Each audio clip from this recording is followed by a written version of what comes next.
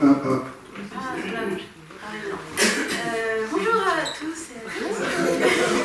Moi je m'appelle Mélisse, si vous étiez là l'année dernière, c'était moi qui avais fait la conférence sur les abeilles.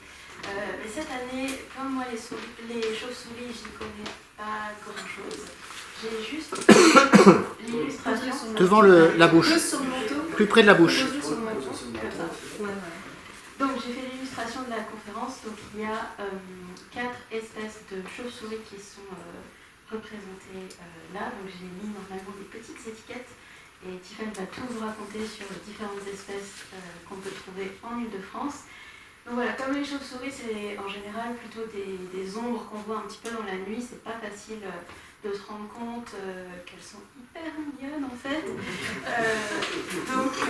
Si, elles sont hyper mignonnes. Parce que... Donc voilà, et donc vous pourrez aller les voir là-bas. Et donc j'ai mis des petites étiquettes avec les espèces et le poids qu'elles pèsent. Et vous verrez, pour référence, un carré de sucre, c'est 2 grammes. Vous verrez quel poids elles font. Là, elle est grosse, là. Celle-là, c'est la plus grande. Mais il y en a qui font 8 grammes. Donc voilà, sachez que c'est très très grossi. Et donc voilà, ça c'est le grand murin. Ça c'est le grand murin. Il y a aussi, moi je vous conseille d'aller voir l'oreilleur parce que vraiment c'est le plus mignon. Il y a la pipistrelle.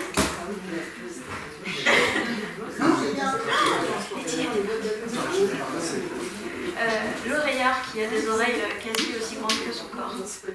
Si, c'est lui. Et il y a la pipistrelle et le rhinolophe qui a sa petite feuille nasale qui est un peu bizarre mais très très chou. Et lui, il a ses ailes repliées du coup. Alors j'en ai représenté, oui, certains en vol et certains comme quand ils sont, quand ils chillent en fait, quand ils se reposent, donc sur des murs, des choses. Et voilà, je te laisse le micro. Je me présente, ok, d'accord. Ok. Est-ce que Véronique, le micro fonctionne? Oui. Ouais. Véronique, Ok. la lumière. Il faut éteindre. Ah, il faut éteindre.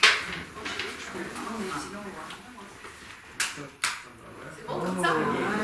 Oh. Vous voyez comme elle brille dans la nuit.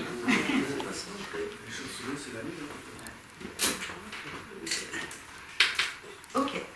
Donc, bonjour à toutes, bonjour à tous. Merci d'avoir bravé les éléments, la pluie, le froid, la nuit, le tramway pour certains et certaines d'entre nous, pour venir ici pour ouvrir cet éco-festival torche. Donc, je m'appelle Tiffany. Je vais vous parler de chauve-souris pendant 1 heure à peu près. Ensuite, on pourra discuter si vous avez des questions, si j'ai des questions. Enfin, on a un espace de discussion. Et il y aura un double atelier à la fin, collation, sur lequel des crêpes et des fiancés que Françoise et moi avons préparé, ou observation de guano de chauve-souris à la binoculaire. Donc, c'est pas la même ambiance, mais c'est sympa aussi. Vous pouvez faire les deux, il n'y a pas de souci. Donc, pour vous donner une idée un petit peu du contexte, donc, je ne suis pas chiroptérologue moi-même, donc mon travail c'est d'être sociologue dans la vie du numérique, de l'intelligence artificielle. Par contre, je suis membre d'une association de chercheurs, chercheuses, amateurs, etc., qui s'appelle Azimut 230, dont je reparlerai, qui est la plus grosse association en Île-de-France qui s'occupe spécifiquement des chauves-souris. Donc on fait des comptages, des observations, des conférences, etc. J'en reparle un petit peu plus après. Mais tout ça, on parle de chauves-souris, etc. Ah oui, et les remerciements. Merci beaucoup à Françoise et Bernard en particulier, mais notamment à toutes les personnes, et Véronique aussi qui m'a contactée et qui a beaucoup géré l'organisation, mais toutes les personnes à l'organisation des Paniers de Longpont et de l'Université populaire de Saint-Michel-sur-Orge qui ont rendu cette conférence possible aujourd'hui. C'est super chouette, merci beaucoup. Et merci à Mélisse qui m'a soutenue pendant toute l'année et qui a enduré les répétitions pour que la conférence soit intéressante. Ok, sur ce, on est parti. Il faut viser le... Ah, il faut viser là, c'est oui. Ça, très bien. Ok. Ok, donc on va commencer déjà. On dit, ah oui, les chauves-souris, super. En fait, elles ne sont pas chauves et c'est pas des souris. Bon, d'accord. On n'est pas hyper au clair sur l'étymologie de chauve-souris, d'où ça vient. Donc il y a plusieurs hypothèses. Il y en a une qui, la plus courante en tout cas, dit que le chauve ici est vraiment une déformation d'un mot grec qui était utilisé pour chouette et qui a dérivé en chauve ensuite. Mais on n'est pas si sûr que ça. En tout cas, ce qui est sûr, c'est qu'il n'est pas question de souris. Pour vous donner une idée, donc les chauves-souris, donc on a 3 espèces ici, c'est le seul mammifère qui ait développé le vol. Donc on a les oiseaux, mais qui ne sont pas des mammifères. Il y a eu certains dinosaures avant, mais qui ne sont pas des mammifères non plus. Côté mammifères, donc singes, humains, souris, etc. Les seuls qui ont un vrai vol actif, c'est les chauves-souris. Donc, par vol actif, j'entends pas les espèces d'écureuils volants qui peuvent sauter et planer avec une membrane, mais qui ne volent pas. Là, les chauves-souris peuvent se propulser dans les airs comme des oiseaux. Par curiosité, qui savait qu'il y avait plusieurs espèces de chauves-souris avant de venir ici? Ok, quand même, une partie là, ça me rassure. Super, merveille. Et donc, il n'y a pas quelques espèces, en fait, il y a... Aujourd'hui, on connaît environ 1400 espèces, un petit peu moins, 1378. Et on en découvre régulièrement, en fait, tous les ans, tous les 2 ans. On dit, ah tiens, en fait, ces 2 spécimens-là, on pensait que c'était la même espèce, pas du tout. Ok, une nouvelle espèce. Donc pour vous donner une idée, dans toutes les espèces de mammifères, 20% d'entre elles, donc 1 sur 5, c'est une chauve-souris. Donc il y a vraiment beaucoup d'espèces de chauves-souris.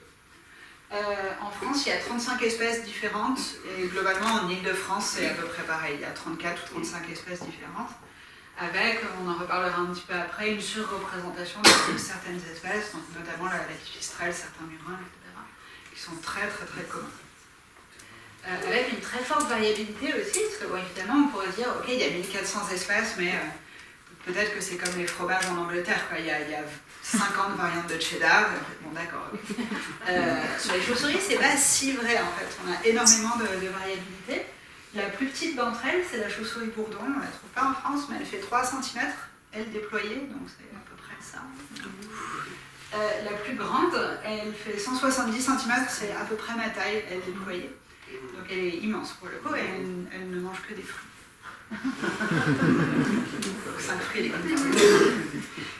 la conférence, nous serons accompagnés par Iyunse, la petite chauve-souris ici, qui se chargera de doubler la conférence pour les chauves-souris qui sont peut-être pas loin d'ici. Ok, donc on repart là-dessus. Vous voyez ici déjà, on constate un petit peu, donc ça c'est que des espèces qu'on trouve en France, hein. Et on voit déjà quand même, on dit, ah, ok, c'est pas vraiment le même pelage, c'est pas la même taille d'oreille, c'est pas le même museau. On commence à avoir une idée de, ok, c'est pas, elles se ressemblent pas tant que ça. Donc là, c'est 3 espèces différentes. Pour vous donner une idée un petit peu d'historique, d'anatomie, donc le nom scientifique des chauves-souris, tout l'ordre des chauves-souris, c'est les chiroptères. Et chiroptères, c'est simplement la décomposition de chiro, main, comme dans chiropracteur. Et Ptera, elle, comme dans... Alors, ma seule référence, c'est un Pokémon qui s'appelle Ptera. Mais il y a d'autres, comme les hyménoptères, etc. Et donc, pourquoi on parle de cette aile en forme de main? Si vous voyez un squelette de chauve-souris ici, on voit exactement ici, comme chez nous, en fait, on voit un os ici, l'équivalent du coude, hop, le deuxième, et les doigts ici qui sont certes très allongés, mais qui sont vraiment présents. Et ici, le pouce. Et donc en fait, jusqu'à il n'y a pas si longtemps, on s'est demandé, on savait que les chauves-souris étaient des mammifères, et on s'est dit, ok, mais est-ce que ça ne serait pas des primates en fait? Parce que traditionnellement, on définit les primates par la présence d'une main, d'un pouce opposable, etc. Donc il y a eu de grosses discussions sur, et là, on dirait presque un être humain en fait. On dirait, voilà, on a des jambes ici, une cage thoracique, un crâne, bon, qui n'a pas l'air très humain, mais d'accord. Et à part cette espèce de main élongée, on est pas si loin. Finalement, on s'est rendu compte que non, on a fait des analyses génétiques depuis récemment, et en fait, c'est quand même très loin des primates et des êtres humains. On le verra tout à l'heure sur un schéma, mais nous sommes plus proches des souris que les souris des chauves-souris, par exemple. Donc c'est vraiment un ordre à part. Et donc vous avez ici cette aile, les doigts, le pouce, et cette membrane ici, là, qui est très fine et très vascularisée, qui s'appelle le patagium.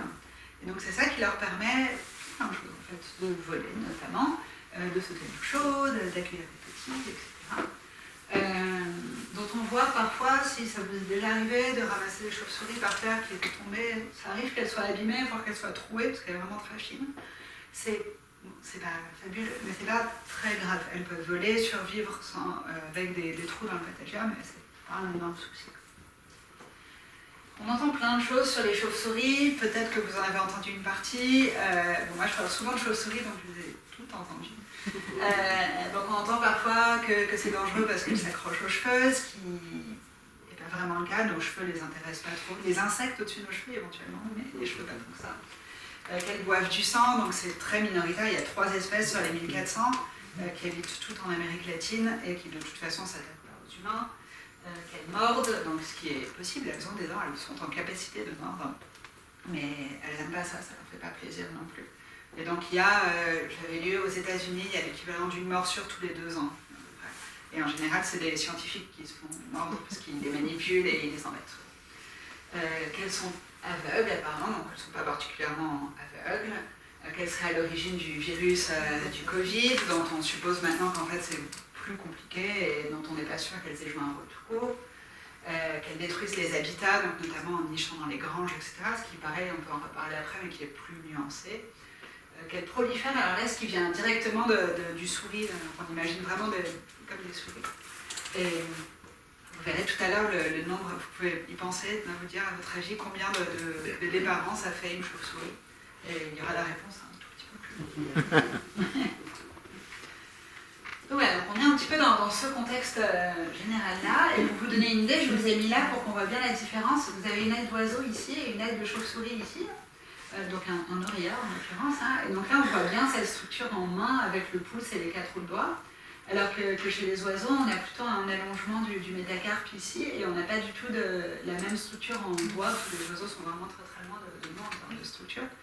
Donc c'est vraiment une évolution d'aile, mais c'est pas du tout la même aile en termes de structure, quoi. Il n'y a que la fonction qui est identique, et notamment, comme vous l'avez remarqué, les plumes ici, qui n'existent pas du tout ici, parce qu'elles sont toutes remplacées par le patagium. Ok. J'imagine, qui a entendu parler d'écolocalisation ici au moins une fois avant dans sa vie? Ok, une partie de gens, pas tout le monde. Donc, alors, toutes les chauves-souris n'écolocalisent pas, j'en reparle après. Par contre, toutes les chauves-souris en France écolocalisent. Donc, l'écolocalisation, c'est le moyen de choix des chauves-souris pour voir, en fait, se déplacer. Donc ici, vous avez l'exemple d'une sérotine, donc une espèce de chauve-souris qu'on trouve en Île-de-France, qui n'est pas très courante, mais qui existe. Mais tout fonctionne quasiment sur le même principe, donc c'est le principe du sonar. Donc notre chauve-souris ici va émettre une onde sonore. Cette onde sonore va rebondir sur l'environnement, un peu comme l'onde sonore émise par ma voix rebondit sur la table, IMC, vous, etc. Et crée un écho, du coup. Et la chauve-souris, qui a des meilleures oreilles que moi, entend cet écho. Et à partir du temps entre l'onde qu'elle a envoyée et l'écho qu'elle a retrouvé, elle est capable de dire « Ok, cet écho a mis tant de temps à me revenir, donc la forme sur laquelle elle rebondit est à peu près cette forme-là, et la distance est à peu près à cette distance-là. » Ça a l'air très compliqué comme ça, mais on peut se dire que nous, avec nos yeux, c'est un peu pareil. Enfin, ils ne réfléchissent pas plus que nous, que quand on a un œil, on dit « Ok, on reçoit des rayons lumineux et on les interprète, on interprète la distance, etc. » et on n'y réfléchit pas. Donc les chauves-souris font pareil et se déplacent comme ça, et donc c'est la mesure du temps écoulé entre l'onde et l'écho qui revient, qui donne une idée de la distance. On ne se rend pas forcément compte, mais tout ça se passe très majoritairement dans le domaine des ultrasons. C'est plutôt une bonne nouvelle pour nous, parce qu'en fait les chauves-souris hurlent au point où elles ont un mécanisme un peu comme les coqs pour se boucher l'oreille quand elles crient, sinon elles s'abîmeraient leur propre oreille. Donc le cri en sortie de bouche de chauve-souris fait à peu près autant de bruit qu'un marteau-piqueur sur un chantier. C'est des ultrasons et ça s'atténue très vite, mais quand même. Donc heureusement, nous on ne les entend pas, sinon on serait assourdis de cris de chauve-souris en permanence. Donc ça c'est le grand principe de l'écolocalisation. Retenez bien, on va y revenir plus tard, il y a plein de subtilités super intéressantes. Ce qui est intéressant chez les chauves-souris, donc il y a un mélange de choses. Je vous ai dit, elles ont une image pas forcément très reluisante. On a cette image de c'est la nuit, c'est sombre, c'est sale, est-ce que ça porte des maladies, est-ce que ça prolifère, ça fait des bébés partout, en fait. Okay. D'un point de vue de la recherche, c'est un domaine qui est vraiment émergent. Donc c'est intéressant, passionnant et on découvre plein de choses. Donc c'est un domaine de recherche émergent pour plein de raisons. D'une part parce qu'elle mène une vie qui est quand même principalement nocturne, en tout cas toutes celles qui sont en France. Donc si on ne fait pas attention, on les voit pas. D'ailleurs, si vous sortez, vous en avez sûrement déjà vu, qui se baladent au-dessus des arbres, etc. Même quand on les voit pas beaucoup, quoi. Ils passent, pouf, hop, d'accord, ça y est, c'est fini. Bon. En plus, c'est un domaine qui est malgré tout très récent, un domaine de recherche, donc l'étude des chirothermes, notamment parce qu'il est à la croisée de plusieurs domaines récents. Donc notamment l'écologie en tant que domaine de recherche qui est assez investi et quand même relativement récent, donc 60-80 ans. L'analyse du son, donc on a des outils mathématiques pour analyser le son, mais les outils informatiques, donc typiquement un micro, qui est capable de capter des ultrasons, c'est pas si vieux que ça, donc la démocratisation de ce genre d'outils, c'est 40 ans pour vous donner une idée.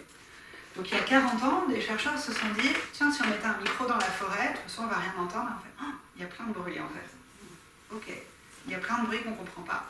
Okay. Qu'est-ce qui se passe? Il y a des chauves-souris qui font du bruit en fait alors qu'on ne les entendait pas avant. Génial, nouveau domaine qui explose.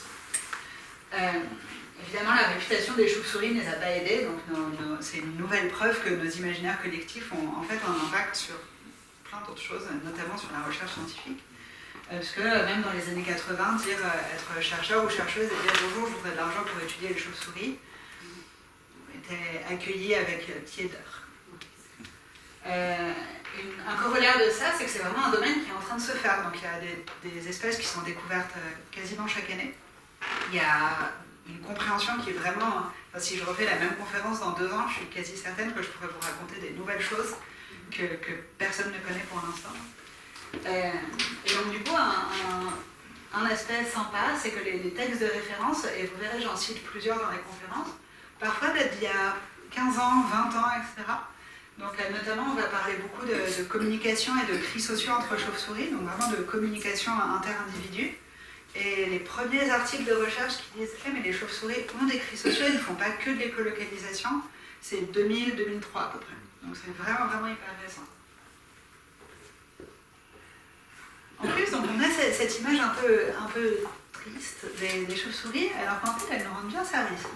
C'est une espèce qui nous protège. Vous avez peut-être vu passer, il y a eu des articles dans Le Monde, dans Reporter, etc., un petit peu partout, sur le fait, sur la mortalité infantile aux États-Unis, enfin une étude qui a été faite aux États-Unis, sur une mortalité infantile qui aurait augmenté, directement imputable aux augmentations de pesticides, qui faisait suite à une chute de la population de chauves-souris.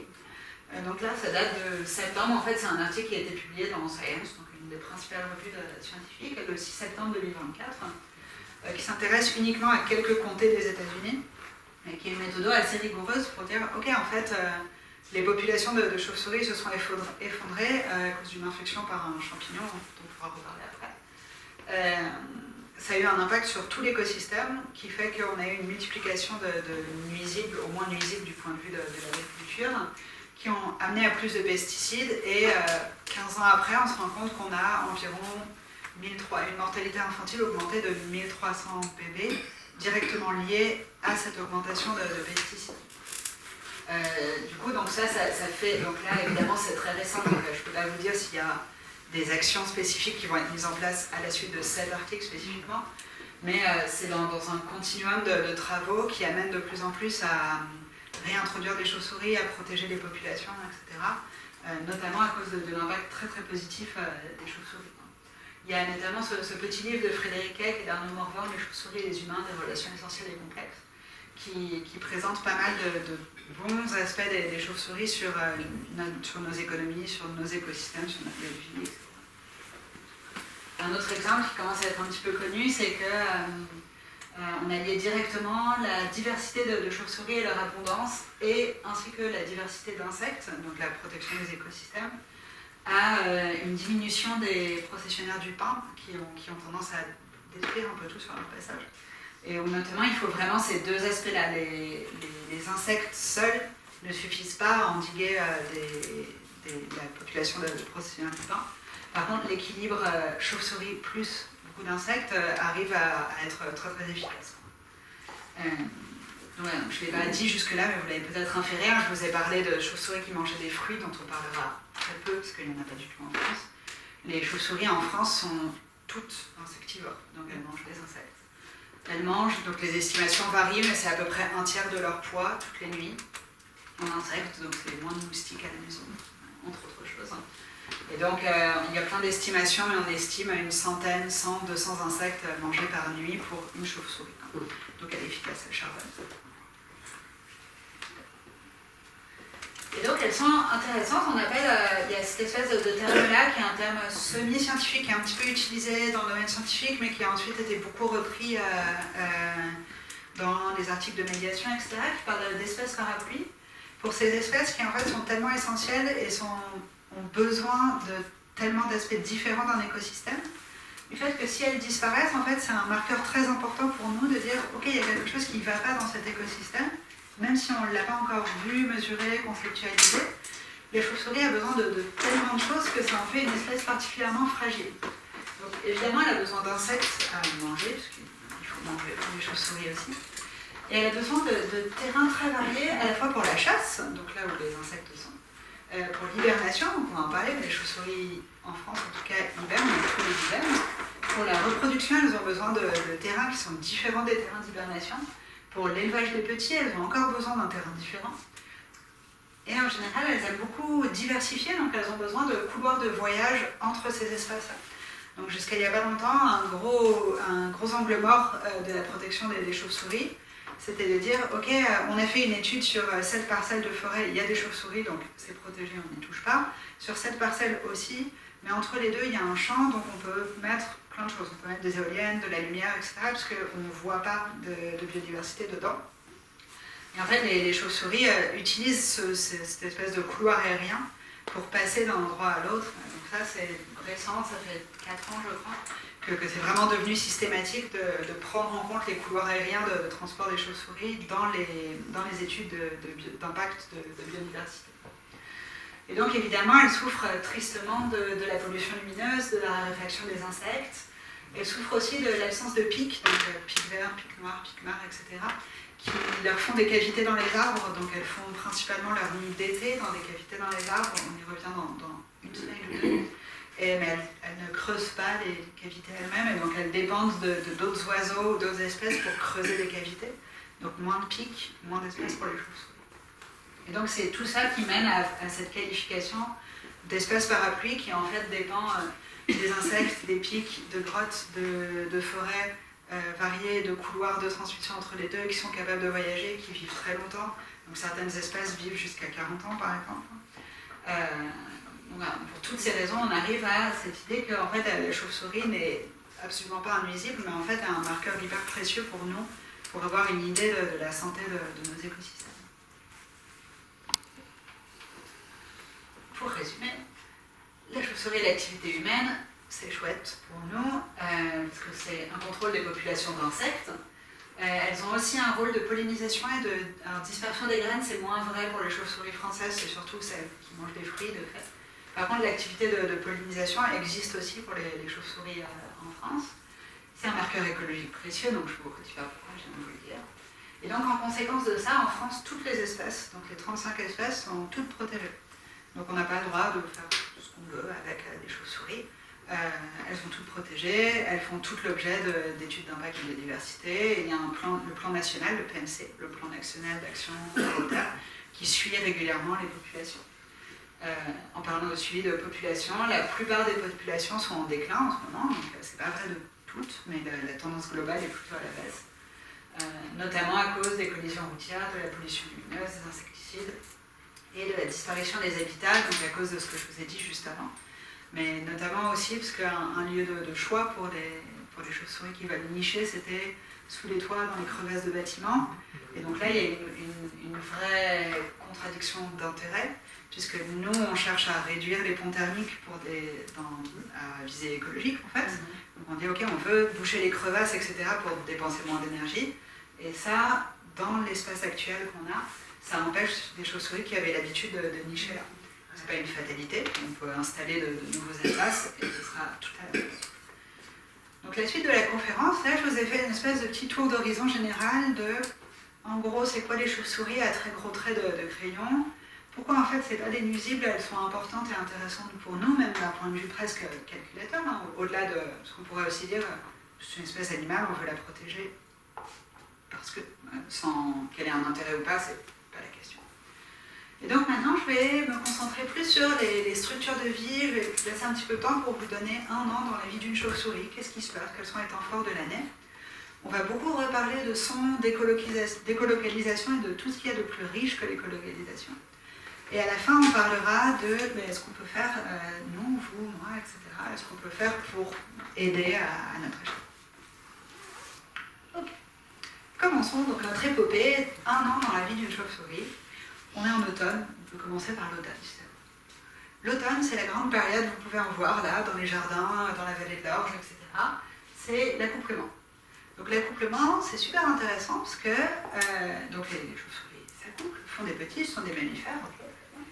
On observe à ce moment-là des chants qui sont très spécifiques et beaucoup de communication. Donc je parle de chants, souvent on a cette image, on dit les oiseaux chantent, c'est vrai. Les chauves-souris aussi chantent. Donc c'est pas un cri au sens où on définit un cri comme quelque chose qui est répété et toujours la même chose pour la même fonction, le même panel de fonctions. Par exemple, si je dis aïe, c'est un cri pour dire clave, qui sont a priori pas toujours les mêmes et qu'on n'est pas capable de décoder très spécifiquement. Donc, par exemple, ça pourrait être un chant de chauve-souris transposé dans le spectre audible. Donc, nos chauves-souris chantent, et chantent un petit peu comme les oiseaux pour des questions de territoire, pour attirer le sexe opposé, pour communiquer entre elles, etc. Autant que je sache, il n'y a pas de chant pour le plaisir, il n'y a pas un Olympia des chauves-souris avec des représentations. Voilà. Mais on ne sait jamais, je vous ai dit, le domaine est en pleine évolution, qui sait. C'est intéressant pour nous, pour les observer, parce que c'est une période de chasse accrue pour deux raisons. Donc, notamment pour l'accouplement, donc on en voit beaucoup, parce que ça flirtouille. Et pour préparer l'hibernation, parce que l'hiver approchant, le but est de faire un maximum de réserves de graisse pour pouvoir affronter l'hiver. Donc début du stockage de gras, et la recherche de sites d'hibernation commence. Donc là, nos chauves-souris vont commencer à se dire c'est bientôt l'hiver, où est-ce qu'on va hiberner? Donc le site parfait d'hibernation pour une chauve-souris, c'est typiquement une grotte, une cavité plutôt en profondeur, ou en tout cas assez isolée du monde extérieur. L'intérêt pour la chauve-souris, c'est d'avoir un endroit assez humide pour ne pas se déshydrater, et avec le moins de variations de température possible. Donc vous avez peut-être déjà entendu ces histoires de vin qui est vieilli dans des caves ou dans des grottes parce que les conditions de température et de pression sont très très stables.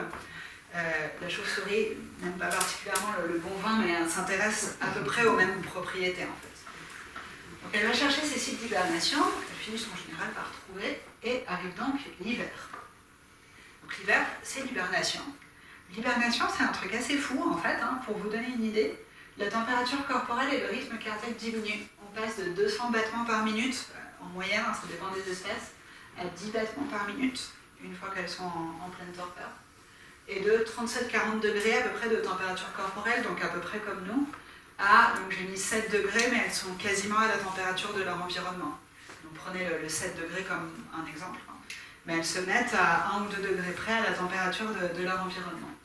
Donc ça, c'est un processus qui est long à se mettre en place, hein, qui met plusieurs jours. Donc elles descendent graduellement, elles ralentissent leur battement cardiaque, elles ralentissent leur température corporelle petit à petit. C'est long d'y rentrer, c'est long d'en sortir aussi. Et donc là, gros danger, si vous vous baladez dans des grottes, etc., faites très attention si vous voyez des chauves-souris qui hibernent. Si vous les réveillez, elles risquent de ne plus avoir assez de réserve pour se rendormir et donc de mourir de faim, de déshydratation, etc. Pour vous donner une idée, j'ai voulu trouver une vidéo, mais je n'ai pas réussi à trouver. C'est incroyable quand elles sortent d'hibernation. C'est un petit peu le même mécanisme que la chair de poule chez les humains. Donc elles se secouent et on les voit, elles se dandinent comme ça pendant 20-30 minutes pour remonter, pour frissonner en fait, et remonter leur température corporelle petit à petit avant de sortir. La réduction d'énergie, ça on la connaît assez bien, elle est de 98%. Donc 98%, bon là on se dit ok c'est beaucoup, mais qu'est-ce que ça veut dire? Pour vous donner une idée, si on rapportait ça à un être humain c'est à peu près 2000 calories par jour. Si on réduit ça de consommation, hein, qu'il faut qu'on consomme, si on réduit de 90%, c'est 40 calories par jour à peu près. 40 calories par jour, c'est une pomme, en gros. Quoi. Donc imaginez que pendant tout l'hiver, tous les jours, vous avez besoin de manger juste une pomme, et c'est tout, ça vous suffit. Quoi. C'est ce que font nos chauves-souris. Je vous ai parlé d'accouplement tout à l'heure, mais je ne vous ai pas parlé de grossesse. En fait, il n'y a pas de grossesse pour l'instant. Donc le sperme est stocké par les femelles jusqu'au printemps, sans fertilisation. Donc elles hibernent après l'accouplement, mais il n'y a pas encore de grossesse.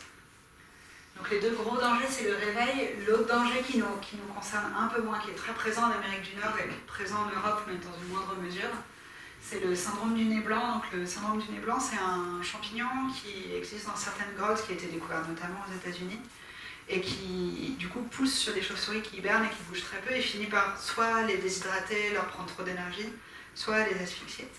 Et donc il y a eu énormément de soucis aux États-Unis quand ils ont découvert cette infection, puisque en fait les chercheurs ont commencé à le découvrir, mais ne se rendaient pas compte, et donc on baladait des spores eux-mêmes d'une grotte à l'autre en fait sans en faire exprès. Et donc avec un gros phénomène de propagation, donc il y a eu des régions, des États des États-Unis où les populations ont chuté de plus de 80% à cause de ça. Du coup, on s'en est rendu compte, aux États-Unis avant que ça soit trop présent en France, et maintenant il y a des vaccins qui existent, etc. Donc c'est toujours un problème, mais c'est beaucoup plus sous contrôle. On continue, l'hiver est passé, le soleil revient, c'est trop bien. C'est trop bien pour nos chiros, donc pour nos chauves-souris. Le printemps arrive, il y a une sortie d'hibernation progressive. Donc là, pour le coup, en général, elles vont alterner. Elles vont essayer, quand les conditions sont réunies, essayer de sortir, ok, manger un tout petit peu, juste le temps de se tenir à flot, hop, on retourne dormir. 3-4 jours après, on ressort, une nuit, on rentre, etc. Elles vont sortir progressivement donc ça dépend des années évidemment selon la température, mais sur 3 semaines, 1 mois. Petit à petit, elles vont espacer de plus en plus leur réendormissement. Et elles vont se mettre à la recherche de sites d'élevage. Donc là, pour le coup, les femelles vont se fertiliser en utilisant le sperme qui a été stocké depuis l'automne. Et elles vont commencer à chercher des sites d'élevage, donc les petits qui vont venir après. Les sites d'élevage, c'est un peu l'inverse de nos grottes de tout à l'heure. Là, on veut une pouponnière, quoi. Donc on veut que ça soit chaud, humide, bien exposé au soleil, pas trop exposé aux prédateurs si possible quand même. Donc typiquement des creux d'arbres, c'est super, donc des loges de pics, laissées par des pics, c'est parfait. C'est là que les nichoirs qu'on peut faire et qu'on peut fabriquer et installer nous sont hyper utiles en fait. Donc vous le mettez bien au soleil, comme ça il fait bien chaud et vous pouvez avoir plusieurs centaines de chauves-souris dans un nichoir gros comme ça, quoi. Elles se mettent, elles sont toutes petites, donc elles s'entassent là, elles ne vous embêteront pas et elles repartent à la fin du printemps, de l'été, etc. La grossesse, elle durera jusqu'à l'été. On passe donc en été, c'est l'heure des naissances. Donc je vous ai posé la question un petit peu rhétorique. Je vous ai dit, à votre avis, combien de bébés par chauve-souris? C'est un bébé par femelle pour toutes les espèces qu'on connaît. Un petit peu comme les humains, ça arrive qu'il y ait des jumeaux parfois par exemple, mais c'est relativement rare, un peu comme les humains. Donc ça notamment, ça a été une grosse question scientifique, parce qu'on s'est dit, d'habitude on a une règle qui n'est pas une règle absolue, mais qui dit que globalement, plus les animaux, plus les mammifères sont petits, plus ils ont tendance à faire des bébés et ils vivent plutôt moins longtemps. Et donc là, on a un animal, un mammifère qui est petit, mais qui vit plusieurs décennies et qui fait un seul bébé par an. Donc c'est très très inhabituel et ça nous amène un petit peu à réviser les catégories qu'on connaissait. Les bébés font leur poids, parce qu'à la naissance, ils font à peu près 1/3 du poids de la mère. Voilà, donc je vous laisse imaginer, faites le calcul si vous voulez, prenez 1/3 de votre poids, imaginez la grossesse qui vient avec. Et donc on a remarqué un dimorphisme sexuel. Les femelles en général plus de force, ont des ailes, une structure d'aile qui est un petit peu différente et ont des ailes qui sont plus musclées, notamment pour pouvoir porter 1/3 de leur poids en plus pendant une bonne partie de l'année. On est chez les mammifères, donc allaitement exclusif pour les bébés. Donc les bébés tètent et boivent du lait pendant toute la période jusqu'au moment où ils sont eux-mêmes autonomes et capables d'aller chasser. Donc les bébés sont autonomes en 6 semaines à peu près, donc au bout de 3 semaines, en général 3 semaines après les naissances, c'est le moment où on retrouve le plus de bébés par terre, parce qu'ils tombent. C'est pas forcément grave, souvent les femelles reviennent les chercher pas longtemps après, donc ça peut valoir le coup de vérifier. Et au bout de 6 semaines, nos bébés sont capables de voler, de chasser, de choper des insectes et d'être quasiment autonomes.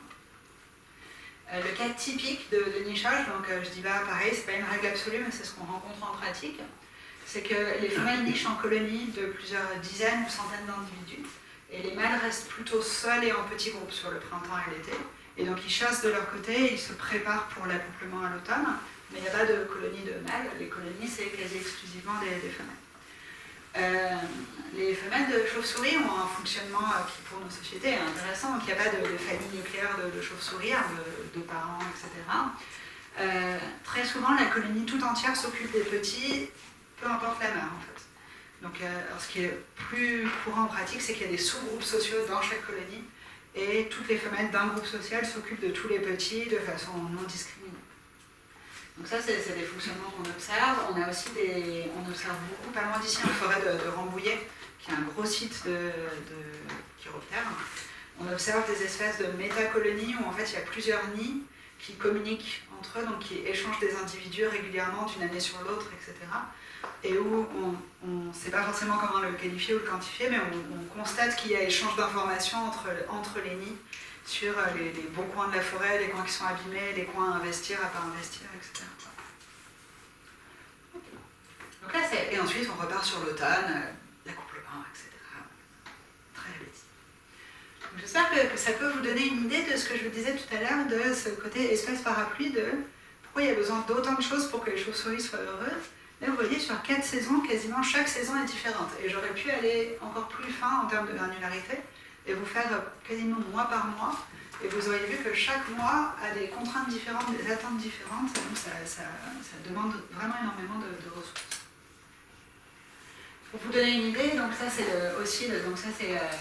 une agence nationale, hein, c'est le plan d'action chiroptère, le plan régional d'action 2012-2015. Donc il y en a un autre qui est en cours, mais les rapports ne sont pas encore sortis.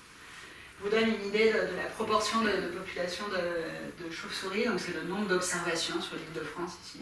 Et donc ici c'est la forêt de Rambouillet dont je vous parlais à l'instant. Donc c'est vraiment le coin, si vous voulez croiser des chauves-souris, si vous voulez croiser des chiroptérologues, encore mieux aller en forêt de Rambouillet en été, le soir, partout. Une colonie, pour vous donner une idée, c'est typiquement plusieurs, alors c'est pas toujours le cas, mais ça va jusqu'à plusieurs centaines d'individus, parfois plusieurs milliers. Donc on a vraiment des colonies immenses. Ok. Je vous ai parlé tout à l'heure de diversité d'espèces. Je vous ai fait une espèce de petite photo de famille, de grandes familles. Donc sur les deux slides suivantes, hein. Tout ça, c'est des espèces différentes. C'est tous les chauves-souris. Celle-ci, là, c'est donc les frugivores. C'est celles-là qui font 1m70 ailes déployées. Elles sont très mignonnes. On n'en trouve pas trop en France, à part dans les zoos et sur Instagram, globalement. Donc montez pas trop dessus. Elles sont immenses, elles sont très mignonnes. Elles mangent des fruits. Toutes les autres, ça va être plusieurs familles. Il n'y a pas toutes les familles, il n'y a pas les 35. Mais vous avez typiquement ici une pipistrelle. Donc, qui a déjà vu une pipistrelle ou qui connaissait le nom de pipistrelle? Ok, quelques personnes, trop bien. Les murins ici, peut-être que ça parle, est-ce que ça parle à une partie de la salle, notamment le murin d'Aubenton, les murins de Pechtaille, peut-être un peu moins. Les murins, en termes de nombre d'espèces, en France, c'est avec les pipistrelles et murins, c'est les plus populaires. C'est celles que vous risquez de croiser. Les pipistrelles, vous verrez, typiquement, vous en croisez très facilement en forêt. Les murins aiment bien la forêt et les plans d'eau aussi. Elles adorent chasser en rase-motte au-dessus de l'eau, typiquement les moustiques, les trucs qui glanent au-dessus de l'eau. Donc si vous vous mettez au-dessus d'un lac et que vous voyez les chauves-souris faire près de l'eau, c'est très probablement des murins. Vous avez ici la barbacelle d'Europe, qui est mignonne comme tout, qui est une des chauves-souris les plus rares en France, donc on croise beaucoup moins, mais qui existe. Vous avez ici l'oreillard, donc les chiroptérologues sont pragmatiques, hein, on a fait ok, grandes oreilles, oreillard, d'accord, très bien. Et donc je vous reparlerai tout à l'heure au moment du son de à quoi servent ces 6 grandes oreilles qui sont très utiles à l'oreille. Et une dernière ici, deux dernières, pardon, des noctules ici, donc qui ont l'air, donc là on dirait vraiment des patates poilues, hein, donc elles sont un petit peu plus ramassées que la pipistrelle, elles ont les ailes un petit peu plus collées. Et donc elles, c'est l'espèce de force de la nature, elles volent à 50 km/h à peu près. Et donc il y a plusieurs méthodes de chasse, je ne rentre pas dans les détails parce que sinon on en a pour des heures. Mais globalement, par exemple, entre autres, le murin est plutôt chasse subtile, donc est capable de cueillir un insecte sur une feuille quasiment sans faire bouger la feuille. La noctule, c'est plus bourrin. La noctule fonce tout droit dans un amas d'insectes et espère en choper en passage, pour vous donner une idée. Et donc du coup, elle vole très vite, donc elle a des muscles très développés, une cinquantaine de kilomètres/heure en vol. Contrairement aux murins ou à la pipistrelle, qui volent moins vite, mais qui ont un vol beaucoup plus précis, et qui ont un espèce de petits retours cartilagineux, comme sur les avions, les espèces de flaps pour freiner, qui sont capables, donc elles sont vraiment capables quasiment de s'arrêter et de se mettre à la verticale en vol, quoi. Donc elles ont un vol beaucoup plus précis, quoi. Et beaucoup plus précis que les oiseaux. Et la petite dernière ici, le rhinolophe, dont je vous reparle dans un instant, parce qu'elle est particulièrement intéressante. Elle a un museau un peu particulier, donc un petit peu plus aplati, avec ce qu'on appelle une feuille nasale, donc une espèce d'excroissance ici. C'est un petit peu la photo de famille. Et je vais vous parler un tout petit peu, j'en ai parlé un tout petit peu tout à l'heure, je vais vous parler un petit peu de phylogénie. Jusqu'à il y a 15 ans, 20 ans peut-être à peu près, non, en 2024, 25 ans, pardon. Jusqu'à il y a 25 ans, on se disait, ok, encore une fois très pragmatique, il y a des grandes chauves-souris, il y a des petites chauves-souris, deux familles. Les grandes, on va les appeler les mégachiroptères, okay, et les petites, on va les appeler les microchiroptères. En plus, c'est pratique. Les petites, elles font de l'écolocalisation. Les grandes, elles n'en font pas parce que les fruits ne se déplacent pas. Il n'y a pas besoin de les chasser, a priori, beaucoup. Super. Et donc, on s'était dit, très bien, il y a les ptéropodidés ici, donc celle que je vous ai montrée ici, là, celle-ci. D'un côté et toutes les autres de l'autre côté. Ensuite, on a fait des études, des analyses moléculaires, donc on a regardé l'ADN de ces bestioles-là, et on s'est rendu compte qu'en fait c'était plus compliqué, et donc on a redonné, c'était un drame, enfin c'était presque niveau série Netflix dans la communauté chiroptérologue, sur est-ce que c'est vrai, est-ce que c'est sérieux, comment on va nommer ces deux nouvelles familles, est-ce qu'un ou une scientifique va pouvoir donner son nom de famille à ces deux familles. Bon, voilà. Donc finalement, on est arrivé sur Yin-Pterochiroptera et Yango-Chiroptera.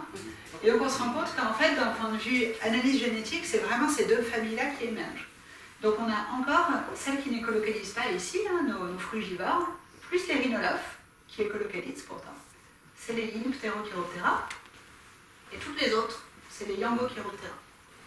Et là, on s'est dit, ok, c'est intéressant en fait, parce qu'on n'a pas une branche qui écolocalise, une branche qui n'écolocalise pas.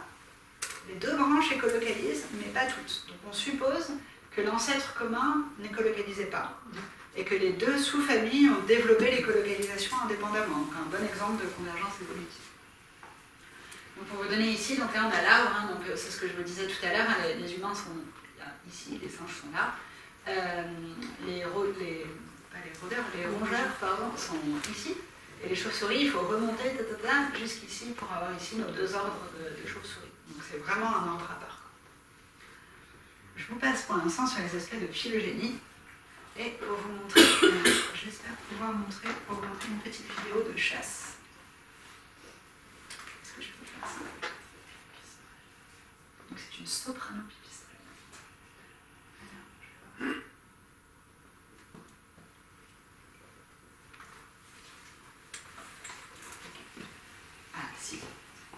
Voilà. Donc on a ici une pipistrelle en caméra thermique.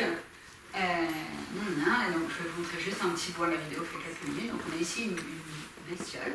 Donc on la voit s'approcher. Une image, c'est 1/10 de seconde. Et vous voyez là, quand elle se replie sur elle-même, hop là, et chut, bon appétit. Et vous allez la voir en temps réel juste après.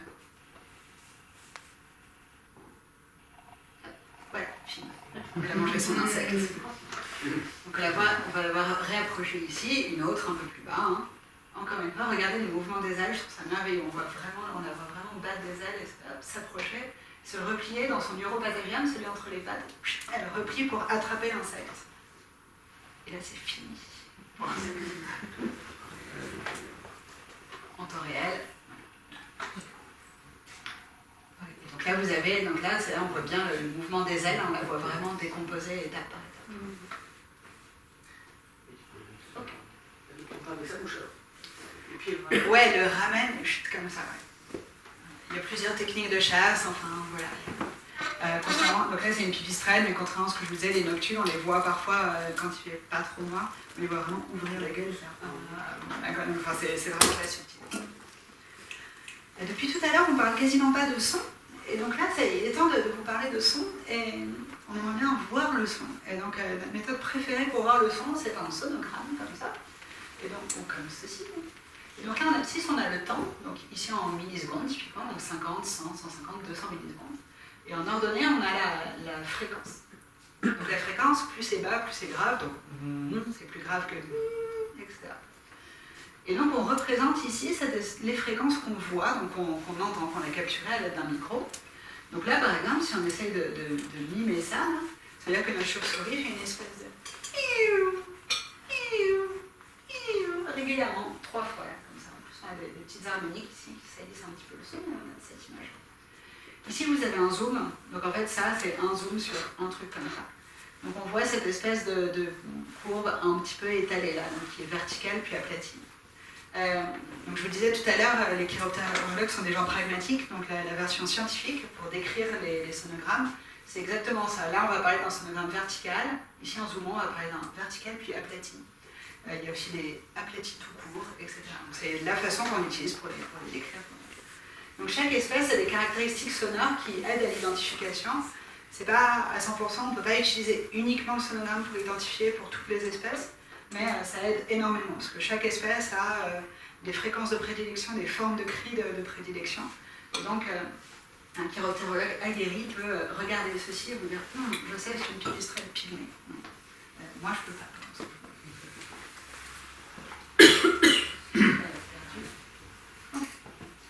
Et donc, je vous parlais d'identifier par le son. Donc ici, là, on n'a que des cris d'écolocalisation et vous voyez bien les formes très différentes.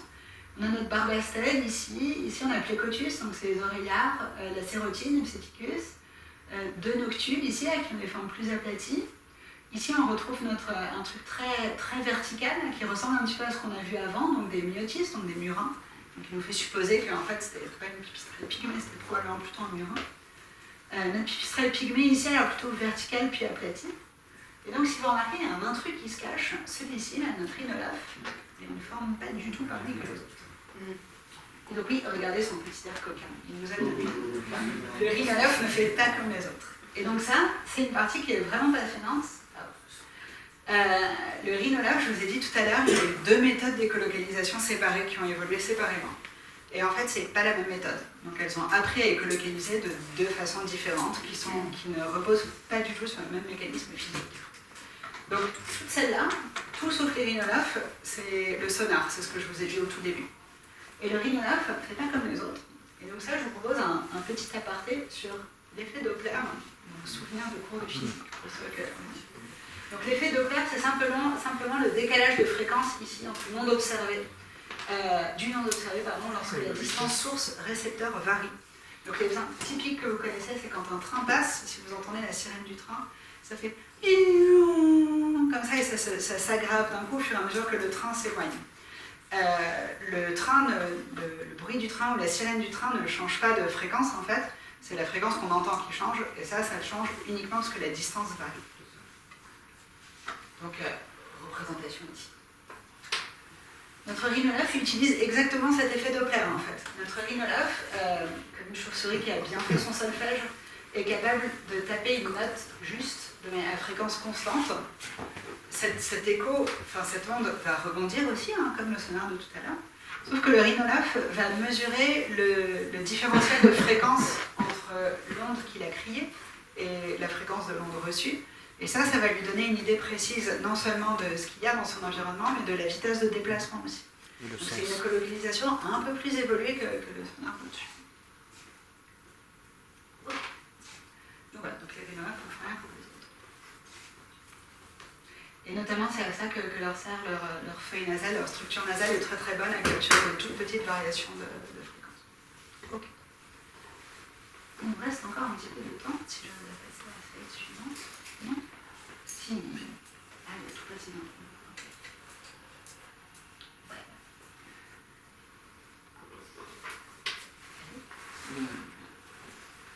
Donc tout à l'heure, je vous ai montré là ces espèces de cris qui ressemblaient un petit peu à ça.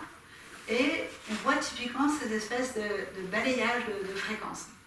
Le balayage de fréquences, c'est hyper utile pour les chauves-souris. Imaginez ça comme un filet, comme si à chaque onde, à chaque cri, la chauve-souris envoyait un filet. Plus la fréquence est basse, donc là on est plutôt à basse fréquence, là à haute fréquence. Basse fréquence, ça veut dire que les mailles du filet sont très larges, donc vous couvrez beaucoup, mais vous n'êtes pas très très précise.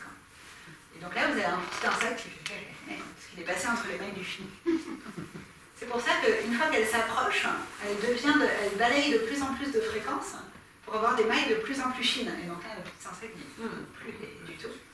Et donc là, ici, vous avez typiquement une phase de recherche, phase d'approche, ce qu'on appelle le buzz. Ensuite, en général, un silence, puisqu'elle mange. Et de nouveau, une phase de recherche. En termes de son, je vous ferai écouter dans 5 minutes. Ça ressemble un petit peu à un radar de recul qu'on a sur les voitures. On s'entend faire pa, pa, pa, pa, pa, pa, pa, pa, pa, pa, pa, pa, voilà. Une question que j'ai parfois qui était ok, alors comment font les chauves-souris pour savoir quand est-ce que c'est leur écho et pas l'écho de la copine qui est juste à côté. Elles modulent leur fréquence en fait, donc elles changent un tout petit peu leur fréquence, vraiment pas beaucoup, mais simplement un peu comme si nous on abaissait un petit peu notre voix pour pas avoir exactement la même voix que la personne d'à côté. Et donc il y a même des traces de chaque espèce évidemment, mais même au niveau presque individuel, elles ont des accents un petit peu différents. Et donc on peut vraiment différencier les individus, si on les connaît très bien, en regardant leur façon de parler en fait. Donc elles sont capables de cette modulation, elles ont aussi une très bonne vision nocturne, et elles sont quand même capables de faire ce qu'on appelle du eavesdropping, de l'espionnage. Donc elles sont quand même capables, en fait c'est un petit peu comme vous, si vous êtes dans la salle, vous faites votre vie, vous devez prendre le tram ce soir. Désolée pour vous. Vous me voyez arriver. Vous m'entendez rouspéter à Véronique en disant « le train ne marche jamais ». Si vous entendez, vous n'allez pas dire « Ah, cette conversation ne m'était pas destinée, je vais faire comme si je n'avais rien entendu ». Bon, les chauves-souris, c'est pareil. S'il y a un écho qui dit « Là, il y a plein d'insectes », elles vont pas dire « Oh, ça ne m'était pas destiné, je vais faire comme si je n'avais rien entendu ». Intéressant. Donc ça, on observe des comportements comme ça d'espionnage. On observe aussi des comportements de collaboration assez poussés, ou notamment typiquement chez des mâles. Donc on a déjà parlé des femelles tout à l'heure qui élèvent à plusieurs, qui chassent à plusieurs aussi. Chez les mâles, il y a des ensembles de collaboration où elles sont capables de chasser à 2, 3 ou 4, typiquement pour qu'une seule soit celle qui chasse vraiment, et les 3 autres sont juste là en soutien pour être sûr que la première ait à manger. Et elles alternent celles qui mangent, donc il n'y a pas de hiérarchie très très claire de bon, il y a une chef et il y a les autres. C'est vraiment un comportement de collaboration pure, quoi. Donc c'est hyper intéressant aussi. Okay. Donc on a des sons, là je vous ai parlé beaucoup d'écolocalisation, on a des sons de nature très différente, on a une occupation de l'espace qui est très différente selon l'espèce. Donc les rhinolaphes, typiquement, les pipistrelles, les murins sont très présents dans la canopée, dans les arbres, etc.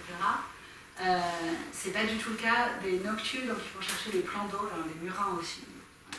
Ou des noctules qui vont plutôt chasser en hauteur, donc en général on voit très très haut au-dessus des arbres. Si vous voyez une chauve-souris qui est très haut, vraiment loin au-dessus des arbres, 3-4 fois au-dessus des arbres, c'est très probablement une noctule. Donc elles chassent, donc elles profitent de leurs muscles et de pouvoir chasser très vite, elles vont tout le temps en hauteur, alors que les autres plus petites, c'est plutôt sur la précision, elles vont chasser entre les arbres. Donc en général, nous, avec nos yeux plus ou moins perspicaces, les miens pas trop par exemple, donc on croise plutôt celles-là dans la forêt et pas trop celles qui sont très présentes. Donc je vous ai beaucoup parlé d'écolocalisation, mais on a aussi des cris, donc juste des cris sociaux, donc de la communication vraiment inter-individu pour communiquer les bons points d'insectes, les choses à faire. Il y a des articles qui commencent à vraiment parler de bavardage chez les chauves-souris, donc elles piaillent tout le temps pour se répéter de l'information, etc. Et des chants. Pour vous donner une idée, maintenant que ça y est, tous et toutes dans la salle, nous sommes experts et expertes en lecture de sonographe. Pour vous donner une idée sur la richesse des cris sociaux, donc il y a une typologie classique en 4 catégories. Encore une fois, les chiroptérologues sont pragmatiques. Les 4 catégories, c'est ABCD.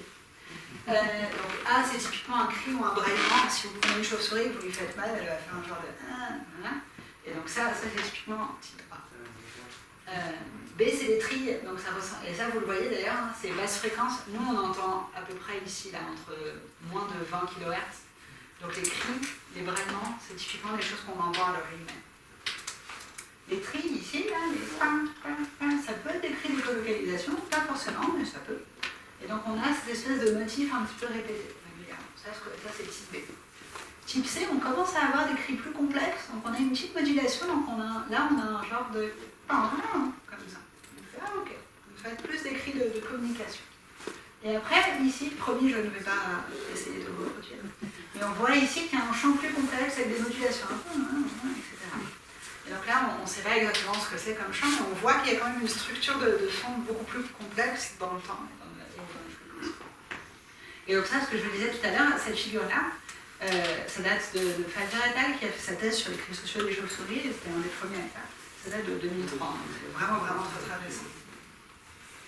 Donc il y a des sous-catégories, elles existent, elles ne font pas toutes consensus.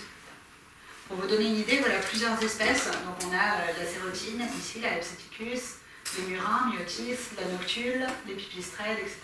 et les Vespertilio. Donc N, le nombre d'individus dans l'étude. Et ici, vous avez, selon qu'on soit dans le nid d'accouplement, le nid de maternité pour les petits, en vol, au moment où elles chassent, à l'endroit où elles chassent de la nourriture, ou dans une situation de détresse, vous avez différentes typologies de cris qui ont été observées. Donc vous voyez qu'il y a une variété énorme. Typiquement pour la sérotine commune, dans le nid de maternité, on observe tous les types de cris. Certains, donc les C1, C2, c'est des sous-familles de cris qu'on peut parfois identifier. C'est celle-là, c'est sur celle-là que je vous disais, ça ne fait pas consensus. Donc C1, c'est pas la même chose dans tous les articles que vous pouvez lire. Donc là, vous voyez, ok, on a vraiment, vraiment beaucoup de choses qui se passent. Et notamment, dès qu'on est dans les nids, là, typiquement, vous voyez le mating roof, le nid d'accouplement, les pipistrelles adorent et ont des cris complexes et des chants. Donc les pipistrelles adorent chanter à la maison. Et donc une diversité de fonctions. On parlait du son, donc tout à l'heure on disait ok, le son chez les chauves-souris c'est pour se repérer pour les colocalisations. Maintenant vous êtes convaincus que c'est beaucoup plus en fait. Il y a pour se repérer, pour se nourrir, pour espionner les autres, pour communiquer, pour se coordonner, pour attirer le sexe opposé, etc. Donc on a vraiment, les chauves-souris utilisent le son de plein de manières différentes, d'une façon un petit peu analogue, un peu abusive, c'est pas une bijection, de la même façon que nous on utilise le son de plein de façons différentes. Ok, je vous propose de prendre un petit peu de temps. Donc il nous reste, donc on est à 55 minutes, donc il nous reste encore, je pense, 15 minutes à peu près. Et d'essayer de regarder des sonogrammes ensemble. Donc des sonogrammes qu'on a capturés sur des vraies espèces et essayer de les écouter.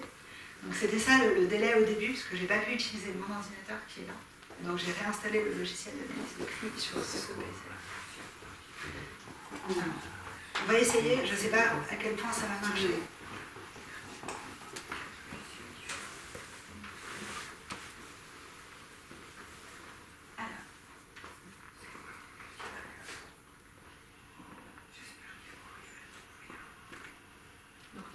Notre logiciel ressemble à ça.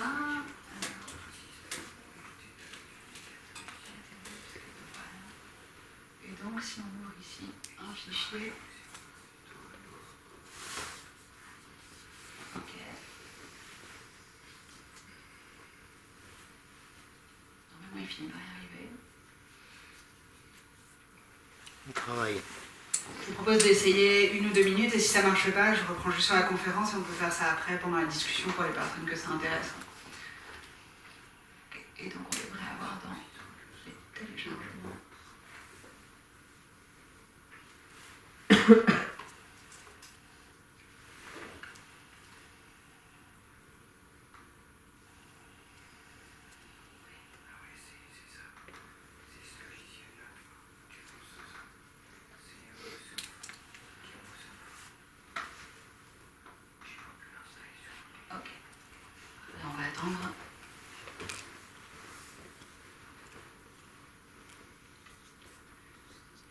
Il va y arriver. Il prend un petit peu de temps, mais il va y arriver.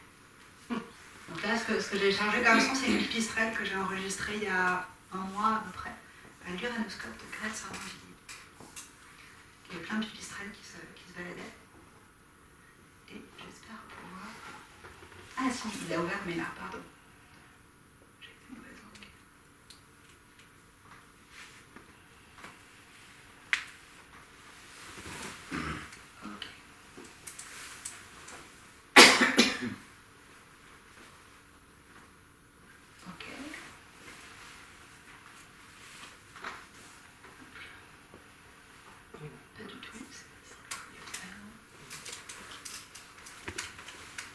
Vous voyez ici, là, on a, je vais mettre comme ça pour pouvoir. Vous voyez ici, on a plusieurs types. On a des cris ici, là, en haut, là, l'espèce des tris, là, comme tout à l'heure, les pa, etc.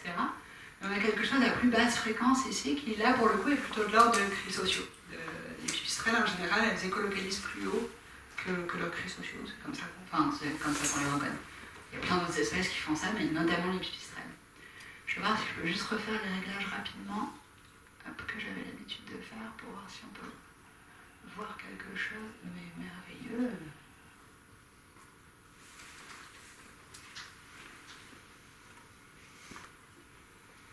Ok, un peu trop, ok. Ok, essayons de voir juste si on arrive à entendre ça. Et...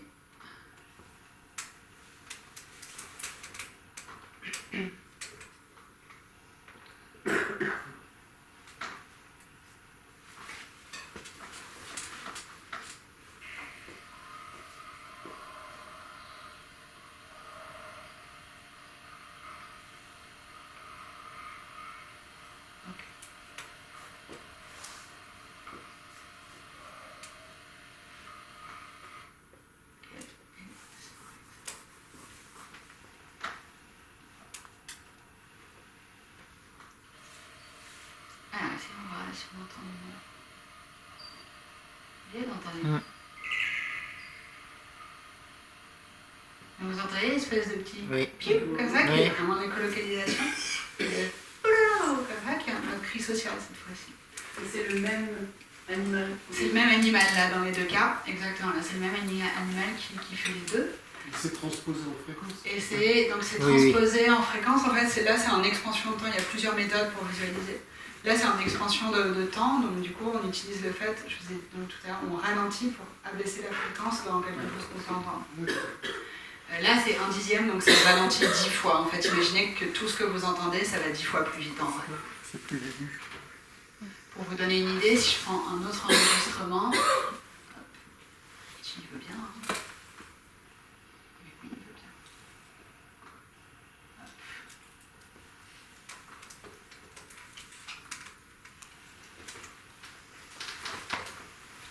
Et qu'on prend.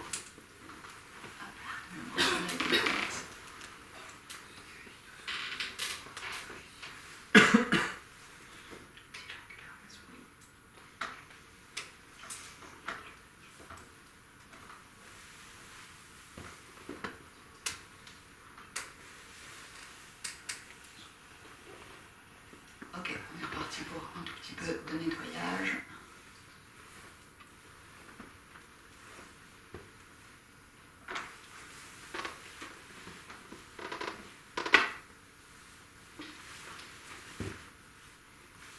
Et sinon ça, en 10e, on peut essayer déjà comme ça.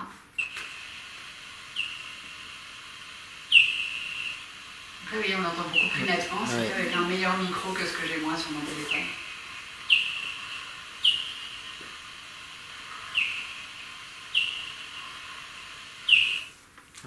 Ok. Et la fréquence réelle, elle est inaudible pour nous.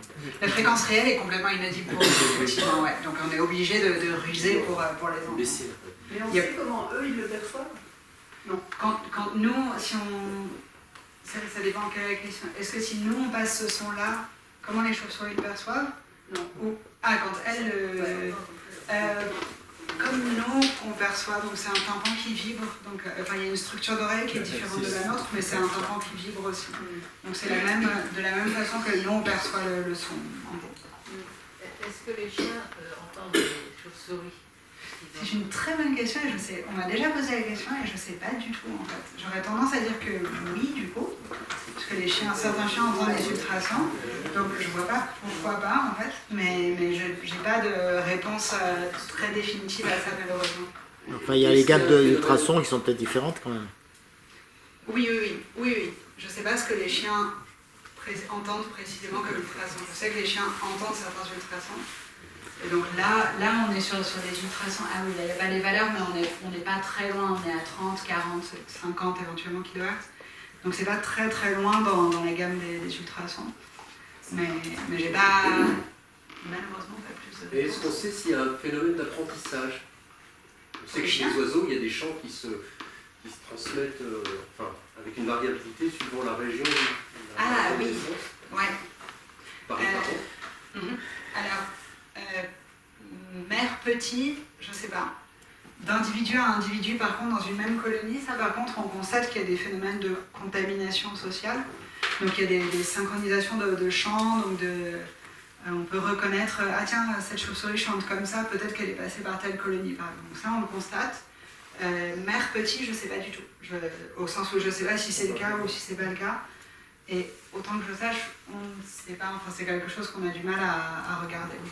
Et est-ce qu'il y a un phénomène de brouillage, par exemple, entre elles, s'il y a une concurrence ou... Ah oui. Donc, trop bonne question. Trop bonne question. Il y a d'où le phénomène de brouillage. Certaines espèces brouillent entre elles, effectivement. Ça arrive et on constate. Certains insectes aussi, notamment certaines mythes, et donc on a une spécialiste insecte au fond de la salle, Mélisse, qui sait mieux.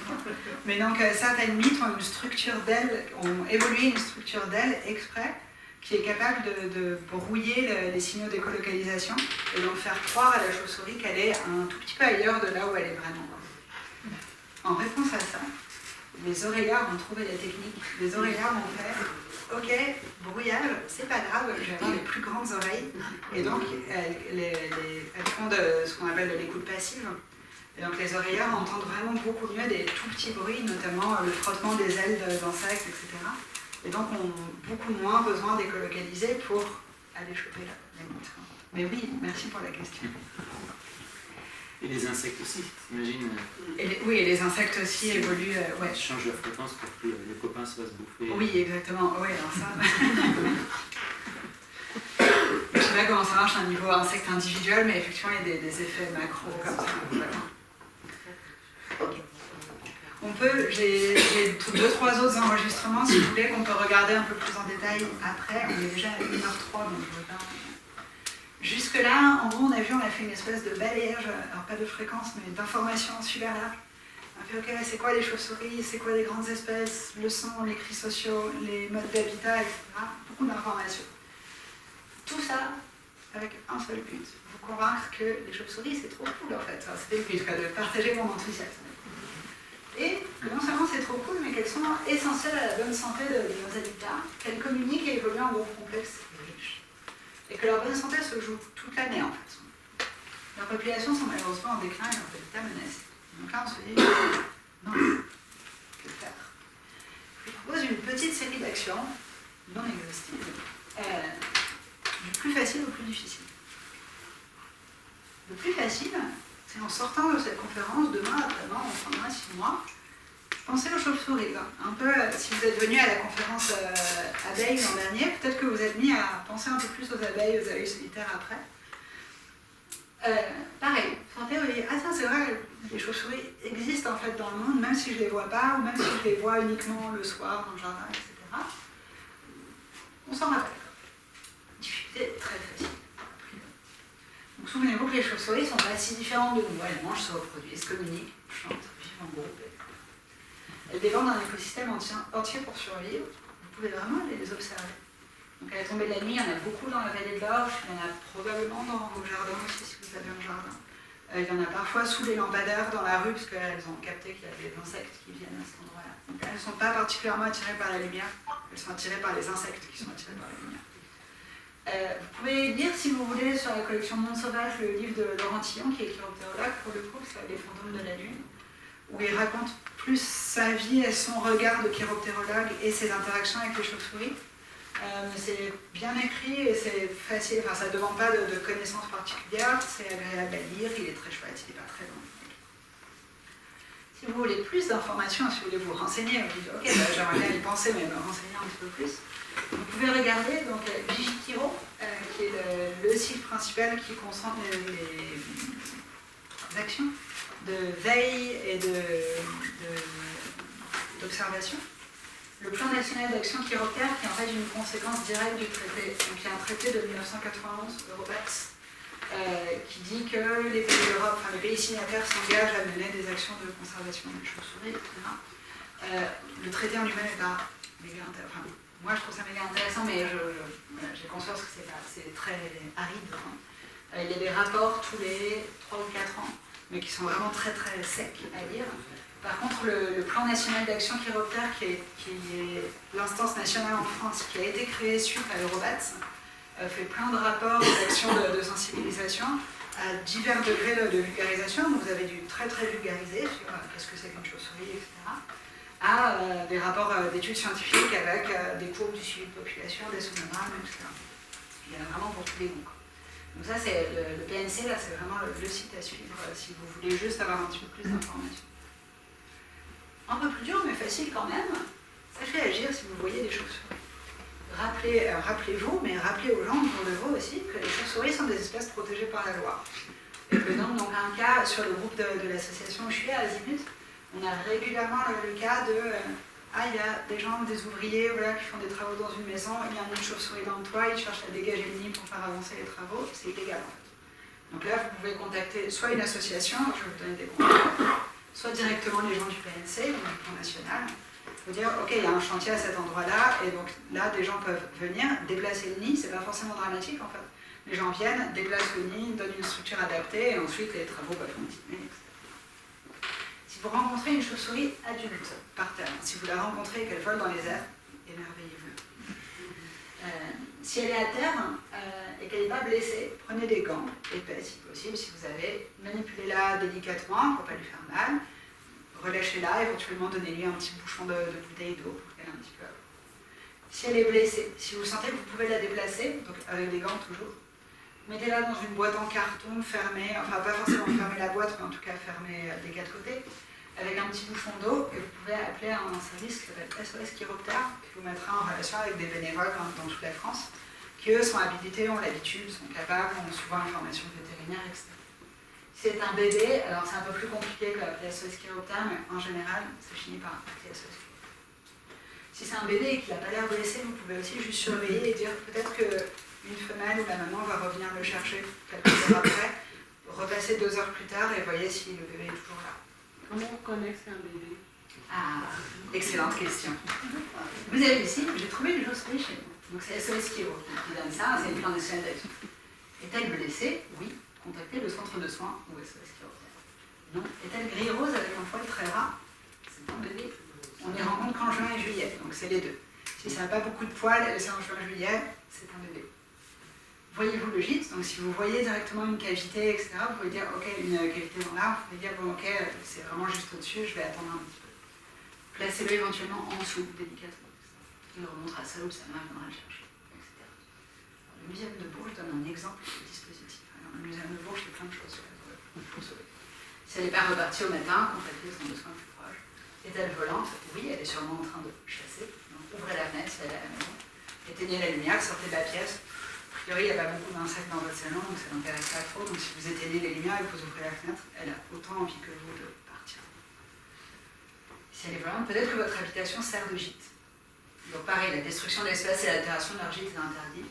En général, les chauves-souris sous un toit, etc., dans des granges, en général, ça se passe bien. Ce n'est pas toujours le cas. Des fois, il y a du guano, des fientes de l'urine, etc., qui abîment le toit. Ça peut arriver. Si vous constatez ça, pareil, contactez des spécialistes viables, en général assez rapidement, vont déplacer le nid, et pour vous c'est transparent. Mais c'est très fréquent, moi c'est le cas chez mes grands-parents par exemple, mais à plein d'autres endroits, il y a des chauves-souris qui nichent dans un coin du bâtiment, et elles sont là depuis des dizaines d'années, et elles ne prolifèrent pas. C'est pas comme les rongeurs, donc vous aurez une population stable de chauves-souris et non de moustiques. Ok. Facile aussi, réduire et arrêter l'usage de pesticides, on l'a vu tout au début. Dire, ok, les pesticides risquent d'empoisonner les chauves-souris, mais réduisent les populations d'insectes. Donc l'exemple de la vallée de l'Orge, sur lequel je parle avec précaution, parce que j'ai face à moi 30 spécialistes de la vallée de l'Orge. Donc c'est Françoise et Bernard qui m'ont dit ça. Qu'il y a eu arrêt des pesticides, donc multiplication des populations de moustiques sur quelques années, avec des moustiques partout. Et ensuite, maintenant ça s'est régulé, donc il y a encore des moustiques, mais moins. Par contre, il y a des populations de chauves-souris heureuses, parce qu'elles ont beaucoup à manger, vous pouvez aller les observer. Les coulées vertes, notamment les coulées vertes, les bocages, etc. C'est hyper utile pour les chauves-souris, donc à la fois comme réservoir d'insectes, mais notamment comme couloir. Je vous ai dit tout à l'heure, un gros problème, c'est la circulation, la pollution lumineuse, etc. Elles sont tout à fait capables d'utiliser les coulées vertes comme couloir aérien et de les utiliser pour se repérer entre leurs différents sites de chasse. Donc les coulées vertes, les rangées de haies, etc., c'est hyper utile. Déjà, ça peut leur donner un petit snack sur le chemin. Et en plus, ça leur permet vraiment de se repérer entre sites. un peu plus dur, vous pouvez installer, mais pas beaucoup plus dur non plus, hein, vous pouvez installer un nichoir à chauve-souris, c'est une petite boîte. Alors petite, c'est vos ambitions, hein, il y a des nichoirs à chauve-souris immenses. Mais vous pouvez commencer avec une petite boîte à peu près grosse comme ça. C'est facile à créer, c'est pas très cher, ça sert plutôt de gîte d'été, pas trop pour l'hibernation. Il y a plein de tailles, de formes, etc. Dans ce cas-là, si vous en mettez un, installez-le bien exposé au soleil, donc sud-ouest plutôt. En hauteur, 3 mètres minimum, avec une aire d'atterrissage dégagée, donc une petite languette en bas du nichoir pour qu'elle puisse se poser et monter. Et bien dégagée, parce que sinon elles n'oseront pas venir, parce qu'elles n'auront pas de visibilité claire sur ce qu'il y a. Donc bien dégagé, ça veut dire 3 mètres en hauteur et souvent 3-4 mètres devant aussi. Ça tombe bien, vous voulez poser un nichoir chez vous, vous en rêvez. Il y a 2 ateliers, le 23 et le 30 octobre, donc je serai à un des deux, je ne sais pas encore lequel, mais Bernard a gentiment fait un super plan pour fabriquer des nichoirs à partir de planches. Et donc vous pouvez venir, repartir avec un nichoir, il n'y a plus qu'à le poser et il sera prêt pour l'été prochain. Comment savoir si votre nichoir est utile et utilisé? Il y a un signe qui ne trompe pas, c'est la présence de guano en bas dans le nichoir. Voilà, vous savez si vous l'utilisez. Le guano qui est un très bon engrais. Si vous êtes plus motivé, un peu plus dur, mais vous pouvez rejoindre une association naturaliste. Vous êtes peut-être déjà dans une association naturaliste. Donc notamment qui ont des actions autour des chauves-souris. En Ile-de-France, c'est principalement Azimut 230, qui est l'association spécifique aux chauves-souris. Après, il y a plein d'associations naturalistes plus locales, notamment en Essonne, qui ont une action plus large, qui inclut notamment les chauves-souris, mais pas que, qui font aussi les choses sur les oiseaux et les plantes, les insectes, etc., et aussi les chauves-souris. La LPO en général, donc Ligue de protection des oiseaux, a régulièrement des actions, donc sort un petit peu, donc Ligue de protection des oiseaux et autres mammifères présents, a des actions autour des chauves-souris. Il y a, si vous partez en vacances en Bretagne, il y a Amikiro et la maison de la chauve-souris, donc ils sont près de Lorient. J'y suis jamais allée, je vois juste des photos et leurs nouvelles, ça a l'air génial, ils font des animations tout le temps. Kermafkeda. Je crois que c'est à Kermafkeda, la petite ville. Ah, merveilleux, ok. C'est 30 km au nord de Lorient, oui. Ah, trop bien. Et alors, est-ce que la maison de la chauve-souris est aussi... Oui, qui est dédiée Ah, trop bien. à... En attendant, les rencontres chiroptérologiques d'Île-de-France ont lieu le 26 octobre à Paris 18e. Vous pouvez vous inscrire. Il est prévu des animations, des surprises, des choses scientifiques, des choses moins scientifiques. Il y en a. Le but, c'est d'en avoir pour tous les publics. C'est loin, c'est dans le 18e. C'est tôt, c'est à 9h30 du matin. Ça commence à 9h30, mais vous pouvez arriver plus tard. C'est où dans le 18e? À la Albajol, si ça vous parle. Donc c'est toute la journée, grands espaces avec posters, il y a plein d'associations qui seront là-bas, etc. Et à la fin, il y a prévision de repas, prendre un verre avec les gens qui veulent ou non, etc. Donc a priori, ça va être vraiment chouette. Ça, c'est une fois tous les ans ou tous les 2 ans. Jusqu'à maintenant, c'était tous les 2 ans. C'est les deuxièmes. Donc, tous les 2 ans, c'est mais comme la dernière fois, ça a vraiment bien marché, il y a l'idée d'essayer d'intensifier dans tous les ans, mais ça demande une organisation pas possible. Donc, inscrivez-vous si ça vous plaît. Et j'y serai très probablement, donc on pourra même se revoir.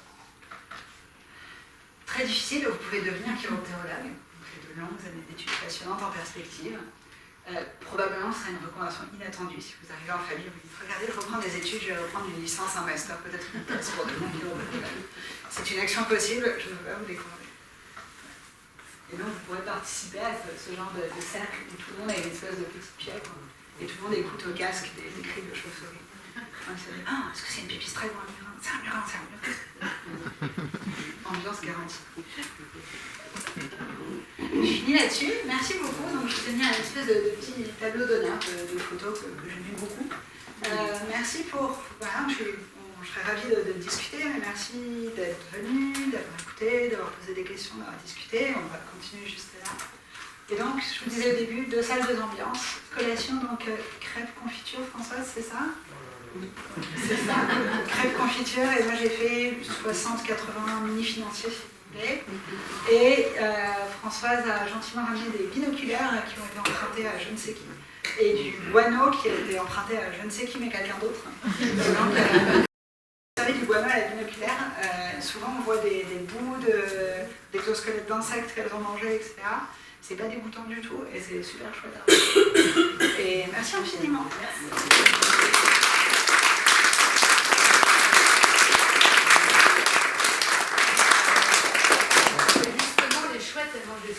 chauves-souris. Les chouettes, oui. Non, Oui, dites-moi. Oui, il y a un an, j'ai été mordu par une chauve-souris. Oh, je suis vraiment désolée pour vous. C'est vous le 1 tous les 2 ans, c'est ça? Oui, voilà. Ok. Dans le centre de la France. D'accord. Elle était rentrée dans ma chambre et j'ai voulu l'attraper pour les faire sortir. D'accord. Et elle m'a mordu le pouce en criant très fort. Et vous aussi, je l'ai j'imagine. arraché. Uh-huh. Et le lendemain, je suis allé voir aux urgences parce que c'est ce qu'on m'avait conseillé. Ouais. Où on m'a donné juste un antibiotique. Et quand j'en ai reparlé le lendemain à un petit-fils découvert, il m'a conseillé de me précipiter dans un centre antirabique. Oui. Parce qu'il y a 1% des chauves-souris qui sont porteuses de rats. Oui. Donc j'ai eu un traitement antirabique qui a duré quand même quelques semaines. Ouais, j'imagine volontiers. Ouais. Désolée pour cette expérience, mais c'est effectivement l'intérêt de effectivement. Ça fait mal, c'était douloureux. Oui, c'était douloureux, puis les piqûres m'ont plus gêné Et effectivement, les Avropos disaient que les chauves-souris mangent les hiboux, mangent les chauves-souris. C'est vrai, et certains hiboux ont chopé la technique. Donc en fait, soit les chauves-souris, il y a certaines espèces, notamment à voir rambouillet, elles changent de gîte tous les 3-4 jours.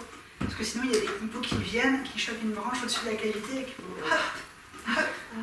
et qui piochent au fur et à mesure qu'elles sortent. Et là, les chiloptérogogues sont tristes comme les pierres, puisque les chauves-souris sont une espèce protégée, mais les chouettes aussi. Et donc du coup, en général, s'ensuit une effervescence, moi j'ai jamais vécu, mais une effervescence de coups de fil pour dire il y a une espèce protégée qui mange une autre espèce protégée, est-ce qu'on peut déplacer la première espèce protégée pour qu'elle arrête de manger la deuxième espèce protégée? Donc ça se fait, ça existe et ça se fait tous les ans, mais c'est effectivement un gros souci, un gros prédateur de chauves-souris. Oui, est-ce que le chat est un prédateur aussi? Oui, le chat est un prédateur d'à peu près tout, honnêtement. Donc ouais, le chat est carrément un prédateur de chauves-souris et c'est quelque chose auquel il faut faire attention. Ça, j'ai pas de réponse, c'est toujours la même chose de ma compréhension, et je suis pas spécialiste pour le coup, mais c'est que pour le bien-être des chats, on a envie de les laisser sortir, et pour le bien-être du dehors, en fait, il faudrait pas laisser sortir les chats. Et qu'il y a une espèce de contradiction entre les deux, et je sais pas du tout comment. Enfin, j'ai un chat à la maison. Je me posais la question et je me dis, bon, est-ce que je vais laisser sortir? Non, il sort dans une espèce d'espace extérieur, mais c'est une vraie question. Mais on lui met un collier avec un petit grelot. Ah, pour que les chauves-souris l'entendent? Ça peut être une solution. Mes parents avaient un chat qui avait un grelot, et donc la plupart du temps il marchait et on entendait son grelot. Mais quand elle allait pour voler quelque chose, elle sautait sur la table, le grelot ne faisait pas le moindre bruit. Je ne sais pas comment elle se débrouillait, mais quand ils veulent être discrets, ils savent le faire. Confiance au chat. Deux grelots. Oui, du coup, vu que si les chats sont prédateurs, si on voit une chauve-souris au sol, on ne peut pas la laisser. Le chat va être plus rapide que. Oui, des chances, effectivement. Là, ça amène à, si vous pouvez la manipuler, la mettre de côté, dans une petite boîte, typiquement. Et du coup, la petite boîte, on la met où? La petite boîte, alors si vous pensez qu'il n'y a pas trop de chats, vous pouvez la laisser dehors un petit peu en hauteur. Idéalement, il faut éviter de la mettre en intérieur à cause des changements de température très brusques. Mais vous pouvez la laisser, si possible, dehors, un petit peu préservée, ou dans un garage, ou un truc qui n'est pas chauffé, quoi. Au moins avec un peu d'eau, un petit peu de nourriture éventuellement, donc elle est de quoi pas trop stresser, quoi. Et ensuite voir si elle va mieux, peut-être 1 heure, 2 heures après. Et bon, elle a l'air bien, pas blessée, etc. Avec des gants ou un gros torchon, vous la prenez, vous essayez de la relâcher. Si vraiment c'est pas possible, on revient Parce qu'elle s'en ira pas d'elle-même, de la boîte? Ça arrive que si, j'imagine. Alors là, pour le coup, j'ai pas de. Oui, j'imagine que si elle a bu, elle est rassurée, elle peut voler, elle n'est pas blessée. Elle va peut-être chercher à s'envoler toute seule. Moi, à Arles, donc là, c'est toujours chez mes parents, il y avait 3 chauves-souris qui sont entrées dans la maison.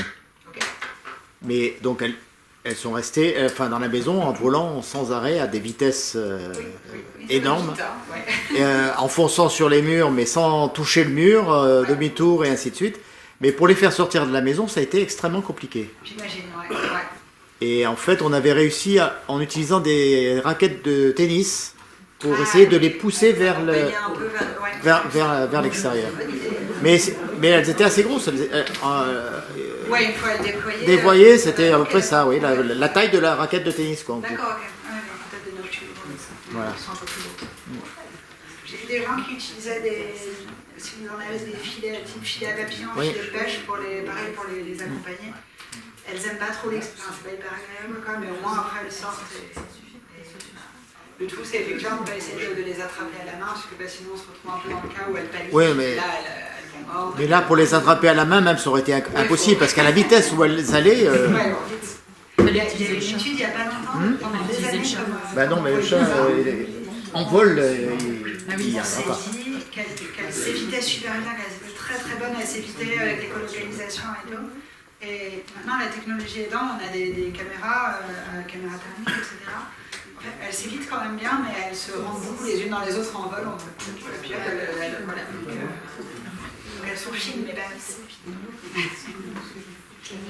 oui.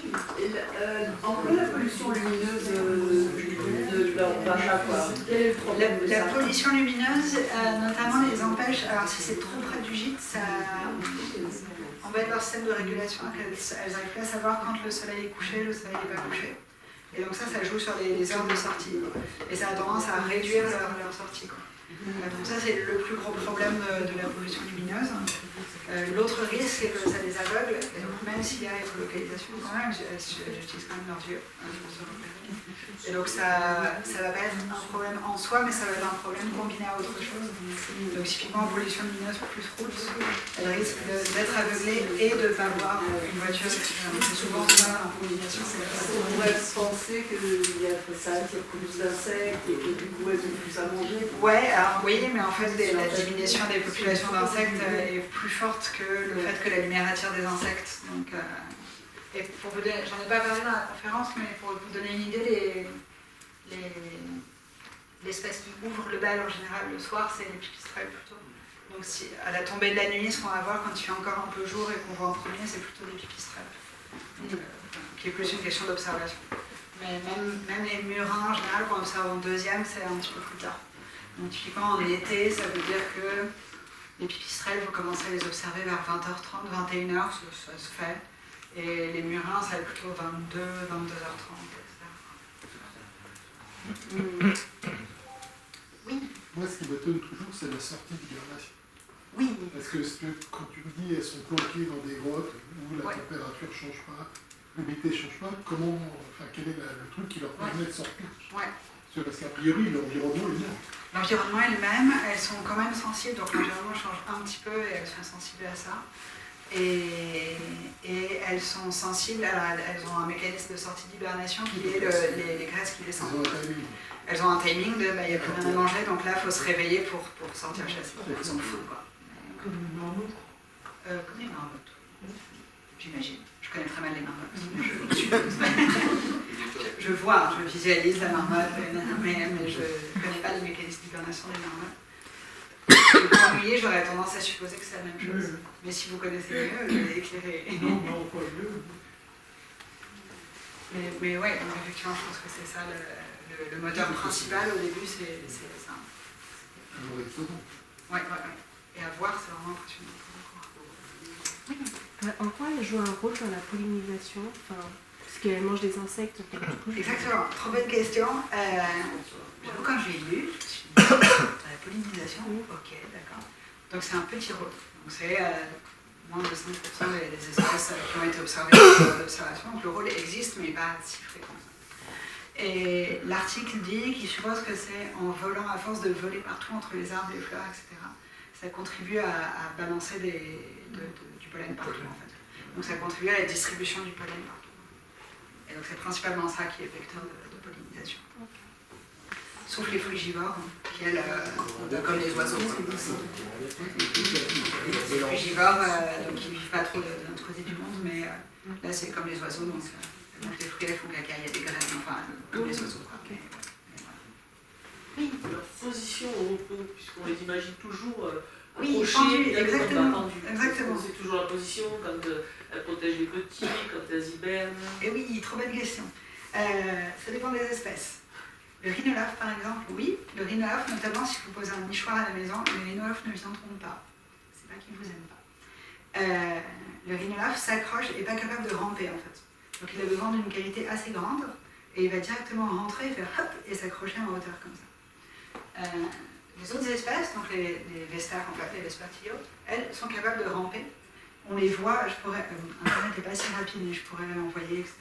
Il y a des vidéos où on les voit sortir d'entre les tuiles de toit ou des choses comme ça, donc elles sont vraiment, elles rampent et elles s'envolent d'un coup, etc. Pardon, je perds mes mots. Donc cette position en bas, c'est parce que c'est la position quand même assez privilégiée de la plupart des chauves-souris. Donc soit ça, soit ramper et accrocher sur un mur ou des choses comme ça. Enfin, c'est les deux positions qu'on observe le plus. La position tête en bas, elle marche bien parce que donc elles ont tout un système sanguin dans la tête pour ne pas avoir du reflux, comme nous, quoi. Et elles ont un mécanisme dans les pattes qui fait que, contrairement à nous, elles ont un petit peu comme un genre de petit loquet ou un petit harpon, qui fait que en fait, quand elles pendent par les pattes, elles sont au repos. Donc pour elles, c'est chill, parce ce qui leur demande de l'énergie, c'est de desserrer la patte. Et effectivement, ça c'est la position classique, pour envelopper les petits, pour noyer les petits, etc. Est-ce que si elles font ça, est-ce que c'est pas parce que ça les aide aussi pour s'envoler? J'imagine, effectivement, de pouvoir juste se lâcher. Lâcher Ouais. Oui, mais les oiseaux qui ont besoin de s'envoler ne font pas particulièrement ça, par exemple. Bah, il y a les albatros qui ont beaucoup de mal à s'envoler au sol, et donc elles préfèrent se mettre en hauteur pour... Ouais, c'est vrai. Le martinet, par exemple. Le martinet. Mais il y a en hauteur et la tête en bas, je pense qu'ils sont deux choses... Comme un martinet au sol, il s'envole. Ils s'envolent pas. Oui. Et est-ce qu'on sait pourquoi la femelle conserve le sperme pendant l'hibernation? Il y a une raison? Est-ce qu'on sait? Moi, non. Alors bon, la raison mais c'est pas vraiment une réponse, mais la réponse pragmatique, c'est parce que l'hiver n'est pas propice à la grossesse et ça ferait des petits au tout début du printemps, qui n'est pas une bonne période. Par contre, pourquoi est-ce que la grossesse n'est pas plus longue, par exemple? Alors ça, j'imagine que c'est parce que ça consommerait trop d'énergie dans la période d'hibernation. Mais pourquoi l'accouplement ne se fait pas au début du printemps et les bébés à la fin de l'été, ça je sais pas. Il y a plusieurs espèces qui font ça. Mais c'est pas la seule espèce. C'est ce qu'on appelle la gestation différée. Alors, on suppose aussi qu'il y a des mécanismes de sélection de sperme. Donc les chauves-souris s'accouplent avec plein de mâles et ensuite font le truc. Donc ça peut être un intérêt de la gestation différée. C'est de pouvoir collecter une spermathèque et pouvoir dire ensuite, ok, je garde ce qui a survécu, ce qui est le mieux, quoi que ça veuille dire. Quoi. Et donc la raison pourrait être là. Mais je fais vraiment par induction, je fais dans l'autre sens. Je constate qu'il y a gestation différée et j'imagine que c'est des raisons, plutôt que voilà les raisons et voilà pourquoi on a gestation différée ou là, je sais pas. Oui. Est-ce que installer un nichoir quelque part garantit qu'on va avoir des chauves-souris dedans, si le nichoir est adapté à la chauve-souris? Garantie? Non. C'est pas à 100%. Il faut quand même qu'il y ait des populations de chauves-souris autour, il faut qu'elles découvrent le nichoir, un peu comme les nichoirs à oiseaux en fait. Si vous mettez un nichoir à oiseaux avec des graines bien pressées, etc., il n'y a pas de garantie au sens où personne ne peut vous dire c'est certain que vous aurez des oiseaux. Par contre, en pratique, on constate que oui, il y a quand même des oiseaux qui viennent, s'ils sont placés comme il faut, etc. Si vous constatez sur une saison, par exemple, ou sur même 3 semaines, 1 mois, que vous avez posé un nichoir et il n'y a rien du tout, soit vous ne voyez pas du tout de chauves-souris autour, bon, ça pose question de est-ce qu'il y en a dans le coin, mais si vous en voyez, par exemple, vous les voyez chasser, mais il n'y a rien dans le nichoir, là, ça pose la question de où il est placé. Ok, est-ce qu'il est bien orienté? Est-ce qu'elles arrivent à le découvrir? Donc je sais qu'il y a des gens qui des fois mettent un tout petit peu de nourriture autour au début.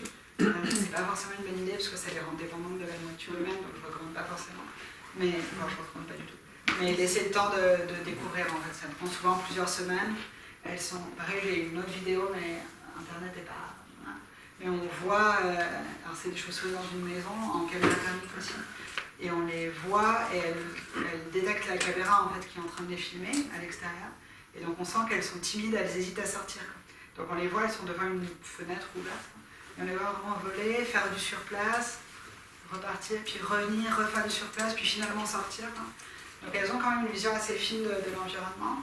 Et donc, elles sont un peu timides. Elles vont d'abord essayer de voir, ok, est-ce que ça craint rien? Il y a un nichoir, on peut y aller. Ah, c'est un endroit chaud. Et notamment... pardon, c'est moi qui me suis rendu compte après que je pouvais rajouter autre chose. Si vous posez votre nichoir avant le moment où après le moment où elle recherche des nichoirs, il y a de fortes chances que vous n'ayez rien de toute la saison, parce qu'elles ont déjà passé, elles ont déjà trouvé. Et celles qui n'ont pas trouvé ce qu'on a trouvé. Mais par contre, si vous l'installez même cet hiver ou au début du printemps, c'est normalement plutôt des bonnes conditions pour qu'au moment où elles vont passer dans le coin, elles vont découvrir. Et vu qu'il y a 2 nichoirs différents, on va dire, pour l'été, le printemps et pour l'hiver, pour l'hibernation, celui pour l'hibernation, il est plutôt caché. Hibernation, je ne connais pas de nichoir.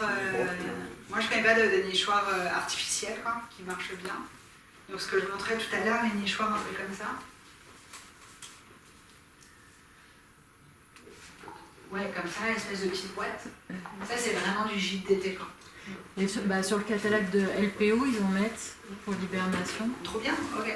Mais je me disais, si on le met, on le cache parce qu'il faut qu'il soit...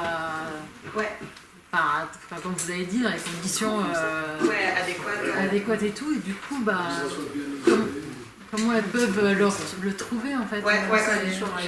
Alors du coup, je découvre l'existence de nichoirs d'hiver, donc je ne sais pas du tout comment ça, si ça marche, comment ça marche, etc. C'est un nichoir d'été, ça. Et voilà, donc ça c'est un nichoir made in Saint-Julien. Voilà.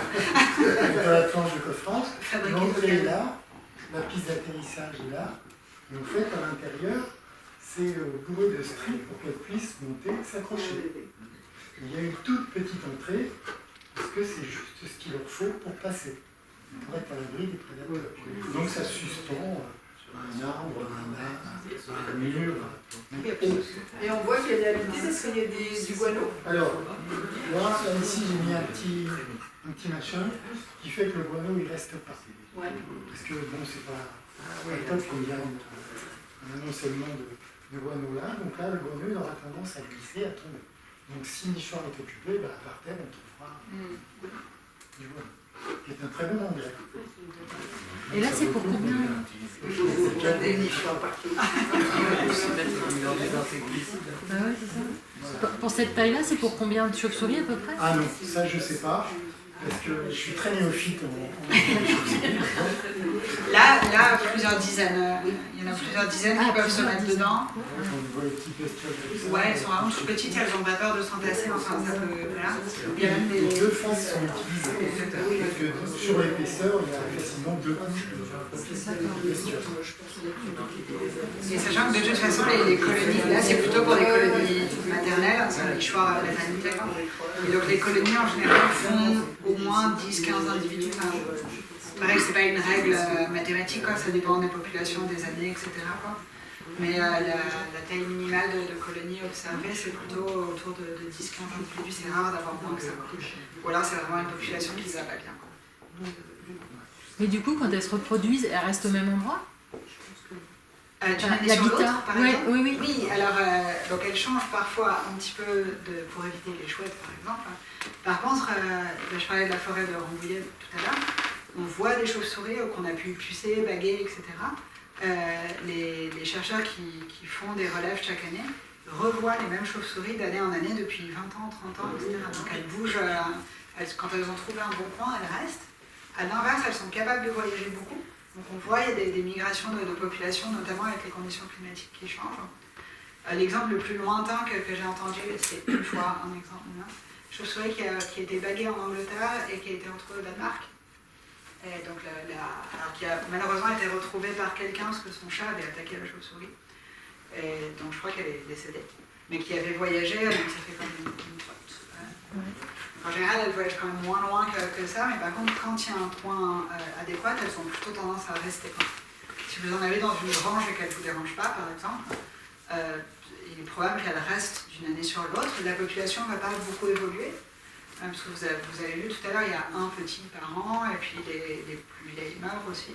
Donc il y a un renouvellement qui est assez constant, assez vite la population se stabilise. Et donc vous pouvez vraiment garder la même colonie pendant longtemps, qui va revenir tous les étés en disant bah, ça c'est un bon. Oui. Comment on a évalué l'âge, la durée de vie principalement en baguant et en faisant des observations et en se rendant compte qu'on retrouve les mêmes bagues d'une année sur l'autre. Il y a des techniques, il existe une technique, une espèce de légende qui se raconte à base de regarder les dents, regarder la dentition et estimer l'âge à partir de ça. Donc je sais que ça existe, mais je ne sais pas du tout, je serais incapable de vous dire comment ça marche plus précisément que... Parce qu'il y a 40 ans, les bagues étaient peut-être pas, si déjà. Et, si, on les bague depuis assez longtemps en fait. On les bague depuis longtemps. Heureusement. Non, mais c'est pour ça que... Mais oui, effectivement. Mais on en apprend, enfin du coup, effectivement, on découvre encore régulièrement, aussi parce que c'est récent comme domaine. Pardon, j'ai pas très bien compris, quand elles mettent bas et pendant 6 semaines elles doivent s'occuper du petit, du coup elles ne sortent plus pendant 6 semaines ou est-ce qu'elles se passent le relais? Bonne question, exactement, la deuxième. Ouais, donc elles allaitent, mais elles se passent le relais et donc a priori tout allaite, tous les petits, enfin il n'y a pas de reconnaissance spécifique mère-petit. Par contre on commence à savoir maintenant, comme on a de l'analyse fine, on commence à se rendre compte que les mères sont capables d'identifier leurs petits dans une portée, avec les cris sociaux spécifiques, etc. Donc elles sont capables de reconnaître la voix de leurs petits. Par contre, pour l'allaitement, plein de femelles allaitent plein de petits. Et il y a même des phénomènes de certaines femelles sortent pour nourrir les autres femelles qui sont restées allaitées pour le coup. Donc ramènent soit des insectes, soit une genre de pâte, font de la trophallaxie. Et donc régurgitent. Mais elle le garde du coup elle le garde contre elle, et elle ne le laisse pas tout seul et puis elle va manger. Elle se le passe, elle le garde contre elle, etc. En plus ils sont assez petits donc ils ont besoin de chaleur, d'un individu adulte pour être bien. Ça arrive qu'elle le dépose et qu'elle fasse quelque chose, mais c'est pas la norme. Et comme quand il tombe en fait. Et le mâle s'en occupe pas? Le mâle s'en occupe a priori pas du tout. Alors ça dépend des espèces. Il y a des espèces où c'est le cas, mais la grande majorité c'est plutôt un élevage matriarcal. Donc c'est les femelles entre elles et les mâles sont plus isolés et solitaires. La nuit, elles dorment la journée, mais c'est dans des endroits sombres généralement. Mais j'en ai vu au Cambodge qui logeaient dans les arbres, au soleil même. Petites, grandes, comme vous étiez, donc les grandes, les frugivores typiquement. Sûrement. C'était près de la télé. Alors les frugivores, pour le coup, elles ont un rythme décalé par rapport aux autres et vont dormir, éventuellement, voire même dormir la nuit, manger le jour. Enfin, il n'y a pas forcément. Comme elles ont un mode d'alimentation vraiment complètement différent, les contraintes de vie, d'habitat et tout sont complètement différentes. Et j'ai vu une colonie là qui vivait dans une grotte. Près dans le parc du Bokor, c'est un parc naturel à la frontière italienne. Et pendant, moi je suis resté 2 heures, je pense que ça continue. Pendant 2 heures, vers 19h par là, il y avait un flux continu qui sortait. Et au-dessus de la ville, quand c'est la plaine, enfin quand on est vraiment presque à la nuit, on voit un nuage. J'ai toutes des vidéos de tous les soirs, il y a des nuages comme ça. Donc vous l'avez vu du coup pendant 2 heures, de voir sortir comme ça. Impressionnant. Trop chouette. Je n'ai pas compris. Il y a un petit peu moins impressionnant, il y a, je pourrais éventuellement communiquer le lien, mais il y a la Loopy Bat Conservancy Trust, je crois, aux États-Unis, qui a une caméra, alors c'est des grandes chauves-souris, c'est des théropodes, mais qui a une caméra qu'on peut regarder sur YouTube qui est branchée toute la journée. Et donc, je sais pas, souvent en travaillant, je me mets les chauves-souris dans un coin. Et donc on les voit, elles sont un petit peu accrochées au plafond, on les voit, elles se baladent par les pouces, etc. On va manger un petit peu, etc. Enfin, voilà, c'est un truc chouette. Mais c'est moins impressionnant que le nuage, mais il y a une vingtaine ou une trentaine d'individus en tout. Quoi. Et on finit par les reconnaître assez vite, enfin, voilà. J'ai déjà vu. Aux États-Unis, là, comme parlé de l'incident. Oui, du syndrome du nez blanc. Ouais. Est-ce qu'il est envisageable de faire l'élevage dans une grotte ou je ne sais pas où, pour compenser la perte comme ça de... Ils y réfléchissent, ils y réfléchissent et ils vaccinent. Maintenant, il y a un vaccin oral, donc des petites gouttes, quoi. Et voilà, donc qu'ils administrent aux chauves-souris d'une année sur l'autre, justement, pour au moins éviter la perte de population. Les tentatives d'élevage, autant que je sache, ne fonctionnent pas très bien, notamment à cause de l'écosystème hyper compliqué, ça ne facilite pas l'élevage. Et donc en fait la réponse c'est plutôt la préservation pour permettre aux populations de se reconstruire petit à petit. Mais là ils n'ont pas encore récupéré de cette épidémie-là en fait. Et on risque de l'avoir en Europe aussi? Elle existe en Europe aussi, mais du coup elle est arrivée en Europe, on avait déjà eu écho de ce qui s'était passé aux États-Unis. Et je ne sais pas si quand elle est arrivée, il y avait déjà un vaccin connu, mais donc maintenant on vaccine aussi en Europe au moins une partie de la population qu'on peut... Mais comment on leur administre par voie orale? Oui, mais comment on fait? Ah, une petite seringue, il faut les attraper. Ah, il faut les attraper, oui, c'est ça. Il faut les attraper, et plutôt qu'elles ne sont pas contentes, on dit, ouais, mais c'est pour ton bien. Il faut les attraper. Qu'elles sortent des grottes, des trucs comme ça, des grands filets. Avec des grands filets, exactement. Elles n'apprécient pas trop en général, mais après elles sont relâchées tout de suite.